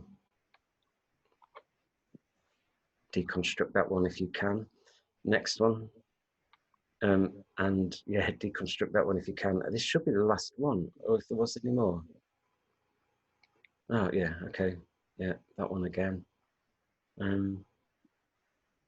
Yeah, we are into the final few. Yeah, this is the moon, by the way. Ceramics. Next one. That's a planet somewhere. Yeah. A planet saying something. I rather like the colours on that one, actually. Yeah. Next. All right. This is yeah, work that I'm doing now on the outside of a building. This is the toilet. The WC out the back with the window open a bit. Might be a bit smelly in there. Next. And that's it on view somewhere in Berlin. It's, yeah. And mine on the right. Okay. Next. Yeah, that's the beacon the head, the portrait. Okay, and this must be the last one, surely. Oh, that's not me at all, but it's a man with a beard on fire, and kind of the view, yeah, so it's all on fire. You can't work out. Anyway, is that it? Yes, that's definitely the last one, right? Because this is just an Easter egg for no reason.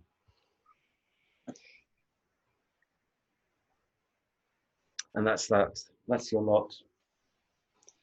Thank you so much, Guy. That was amazing.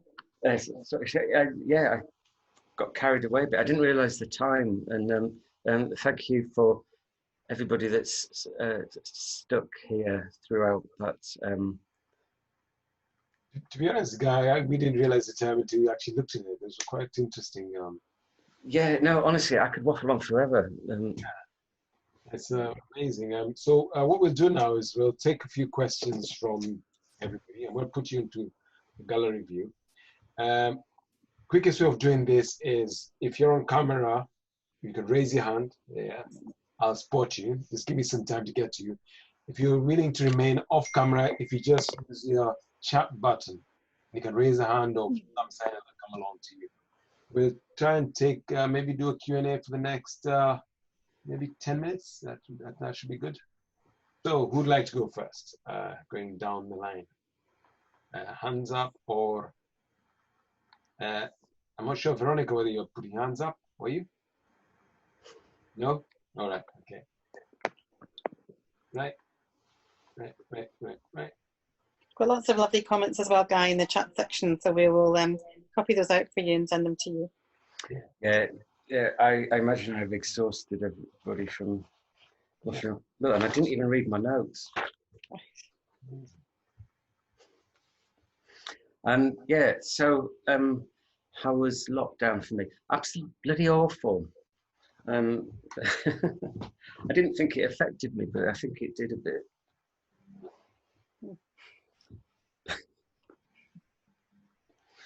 Yes. It's a good question though, I think, because you know the kind of well, the thing is, artists, you know, we work alone, so in some sense, nothing's changed whatsoever. yeah. But yeah, in other ways, it's just frustrating. Yeah, because also Travel. That's the thing. Yeah. you're right. Artists work in isolation with their creative endeavors, but in the world that we're in now, where it's an enforced isolation. But also, you remember you talked earlier on about your interest in artificial intelligence, and obviously your work is deals to do with a lot of to do with technical stuff, you know, shapes and all that. It'd be interesting.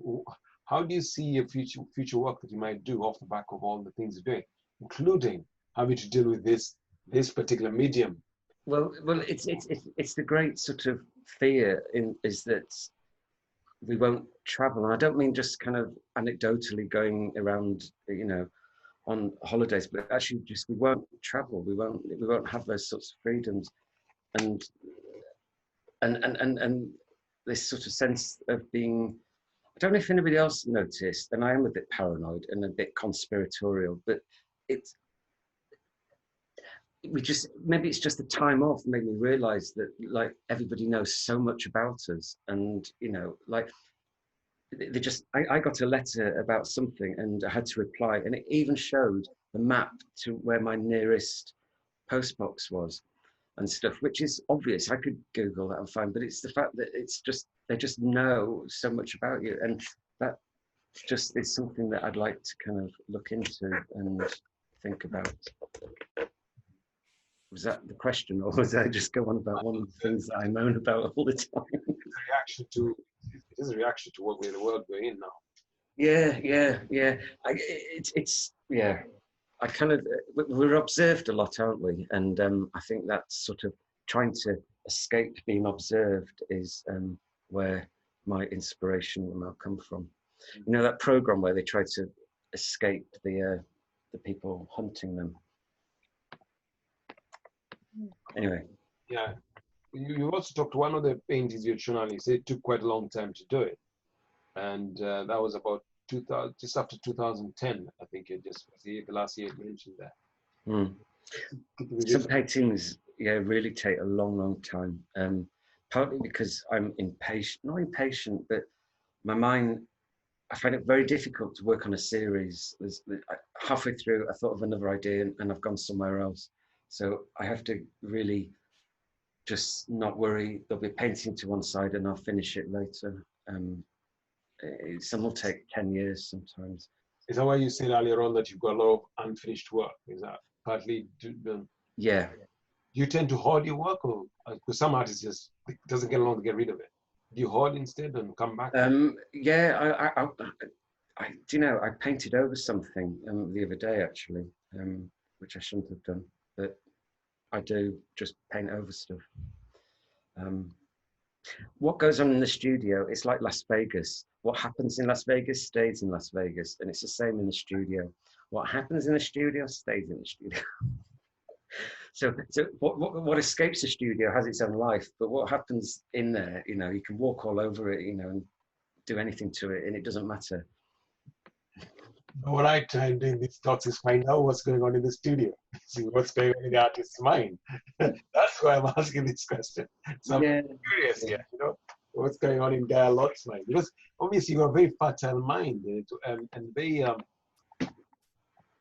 for lack of a better way of putting it, a very childlike mind. And I'm really I go back to the first one of the first statements I said. I mean, you know, life is pretty bloody weird anyway. We are on a rock floating in infinite space, which is just as weird as it gets.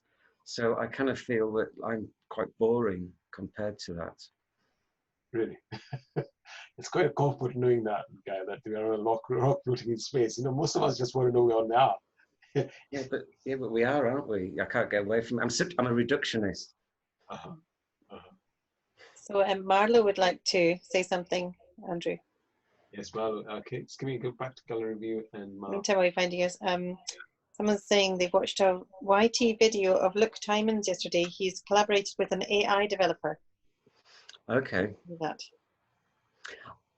Right, Marlo. It's all coming. Let's unmute you. You're on, yeah. You're to unmute. Try again, unmute yourself. There you go. Yeah. Just wanted to, well, hello everyone.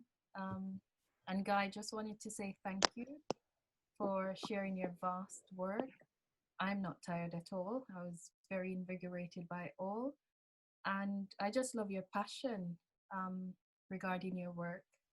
And also identifying them as children and thinking about where they go. That was very moving, and I truly appreciate you sharing your work tonight. Thank you. Pleasure. Yeah, no, it's yeah. I kind of I try to be kind of very sort of humorous, whatever, and everything. But you know, I have a real emotional response to the ideas and the things I'm doing. You know, and like I said, I'm, you know, I do get emotional quite. Yeah, I cry a lot in the studio as well. I do. It's really embarrassing though when you do it in front of a painting in a gallery. I've learned how to just hide it and sort of, you know, and find the nearest gents' toilet or something. Or just say it's allergy. Yeah, that one. Oh. Yes, I should do. But no, yeah, you know, yeah, sometimes it's, I don't know why. Thank you. Pleasure. Most artists I know are very emotional, actually. Good, yeah, good. Somebody see you all crying. Go on, sorry, carry on. Somebody else had asked a question to do the animation. I'm just finding out. Yeah, and if I remember the question rightly, is have you ever considered work with an animator? Because your work seems to lend towards that. Yeah, a couple of times it's kind of been borrowed, the images for illustrations and sort of in books and stuff. But yeah, I don't know about that. It just feels that, yeah. For me, it's the inanimate object that is the power. That holds all the power, actually. And as soon as something works within time, it's lost. It doesn't have any power. That question was from Sharon. Thanks, Sharon, for that. And anybody else a question? Just put you in gallery view. Tiklala, would you like to ask that question saw, personally? Yeah, I saw that question. No, I don't. I used to, but no, I don't have any routine. It's you know, I count the blessings every day that I get in, sort of thing.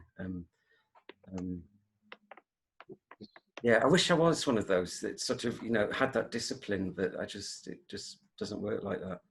I think the fact that you get there most days is like a good thing, I think. Yeah. Even if you're going in and you're not actually painting, but you're just doing something that is in some way constructive, and it's all part of the process of ideas, isn't it? I used to really beat myself up about not painting, literally painting every day, but just being there and just yeah, even if it's just throwing stuff out, whatever it is, that's part of the creative process. Yeah, I feel like I'm often clearing out my studio too. Yeah. Honestly, if you have a table and you turn your back and then you look at it again and suddenly it's full of stuff and you think, how did that get there? You know. That's good. Like, you have so much work though. I'm just like, wow, you must.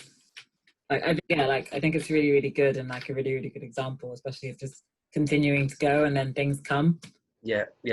And I had a collector when I was way above my league. They were kind of, you know, they had kind of Warhols and stuff, and they were from New York, and they were just sort of dumped on me because the gallerist was going to watch a football match at that place. What's that place?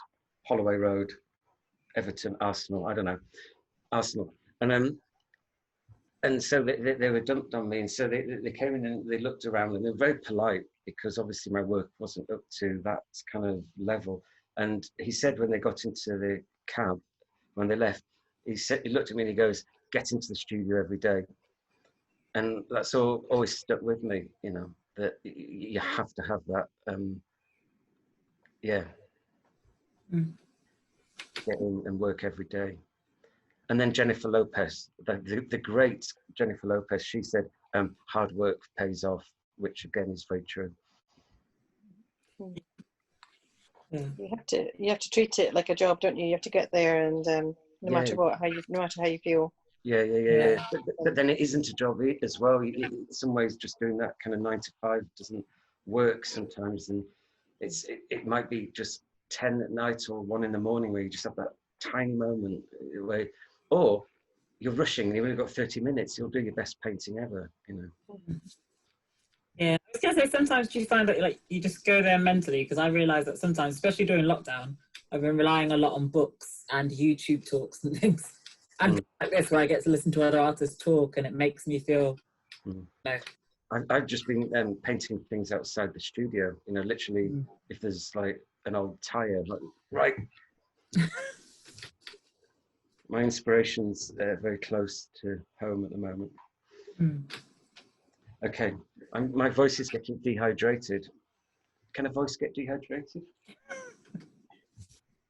My mouth is getting dehydrated.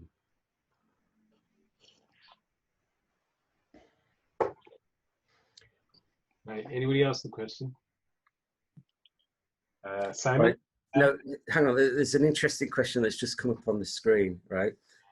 If when I first came down to London to study, I said, I'll give it 10 years, and if it doesn't work, I'll pick litter for the Forestry Commission. Right, the question was, if you weren't a painter, what would you be? That's a good answer. Sorry, so you pick litter if you're not a painter. Well, why did you think that would be the best way to go? I mean, I'm totally pedantic here. I'm listening to say that kind of answer. Well, because then I could just walk around a forest all day looking for litter. And squirrels. Yeah, and stuff like that, and just like, yeah. but it never happened. It's such a shame, isn't it? Right, Sam, you unmute yourself. You can ask. Just unmute yourself. Thank you. Oh, I can't see you anymore. Thank you for a really good talk. I was just trying to work out the paintings that we went through rather quickly at the end, which were really interesting, and your use of paint. It was interesting you threw that Van Gogh in, because they kind of connected very much to his use of paint. And I was just wondering, you did mention earlier on that you sort of reacted to the realization that you painted quite thinly, and but I was also wondering whether the series of prints you made, whether that was a sort of a changeover point where, when you came back to painting after that, you painted differently. You are absolutely right. It was 2 or 3 years doing those woodcuts, and there's probably 36 or something all in all, and it really was, you know, thick ink on the wood, and then, you know, and building up those layers, and so when I came back to painting, first of all I started painting over old paintings, and so I was getting you could see the brushstrokes of the other paintings, and so I'd have to put it on thicker to kind of get rid of that, and then you just get into the stuff of painting, really. Yeah, I mean, it wasn't you know, a conscious decision to be all Vincent like, but it was a conscious decision to yeah, just let paint take over, really. Yeah, I like the way you talked about having a fight with the paintings, and I found those later paintings quite visceral, really. I'd like to go back and look at those again, just the sort of the energy of the paint, and yeah. Yeah, I mean, if you turn those ones sideways, those the alien portraits, if you look at them sideways, they're just, there's this sort of peaks and troughs and mountains and all sorts going on there. They're very thick, which is a whole new thing when it comes to transporting, and they need to go in crates. They can't be wrapped up or anything like that. Right. But yeah, no, there is a huge change, and yeah, and I'm just learning day by day, really, with that. It is a fight, and it's a good fight. It's a cheeky fight. It's a kind of, it's a phrase I like to use. A conversation sounds too cheesy, because, you know, one of you's got to win. Yeah. Baudelaire talked about it as being like a people fencing, you know, fencers. Yeah. No, I could well believe a quote like that. Yeah, and even the fact that you've left it for years, you know, you're coming back to it, and you're beginning something again. You know, just like you would with a friend, you just say, look, we'll leave that conversation for a while. Yeah, we'll come back. You come back to it later on when you've worked out how to answer it properly. It is also spending far too much time on your own in the studio, but it's, you know, but I always say, you're creating an object, and I've said it far too many times already, but you're creating an object that has its own life when it leaves, and it goes on and does that brilliant thing of just continuing what you told it to do. Everything else kind of, you know, I don't know, in life changes, but it just goes on and keeps working for you, and that's great. That's the real greatest thing about being a painter, I think, is knowing that picture is still being true to the cause and doing what it was told to do, long after I have lost the plot. Well, thank you very much. That's very inspiring. Thank you. Yeah. Okay. One more question. Anyone? I'm just going to go through the images. Thank you.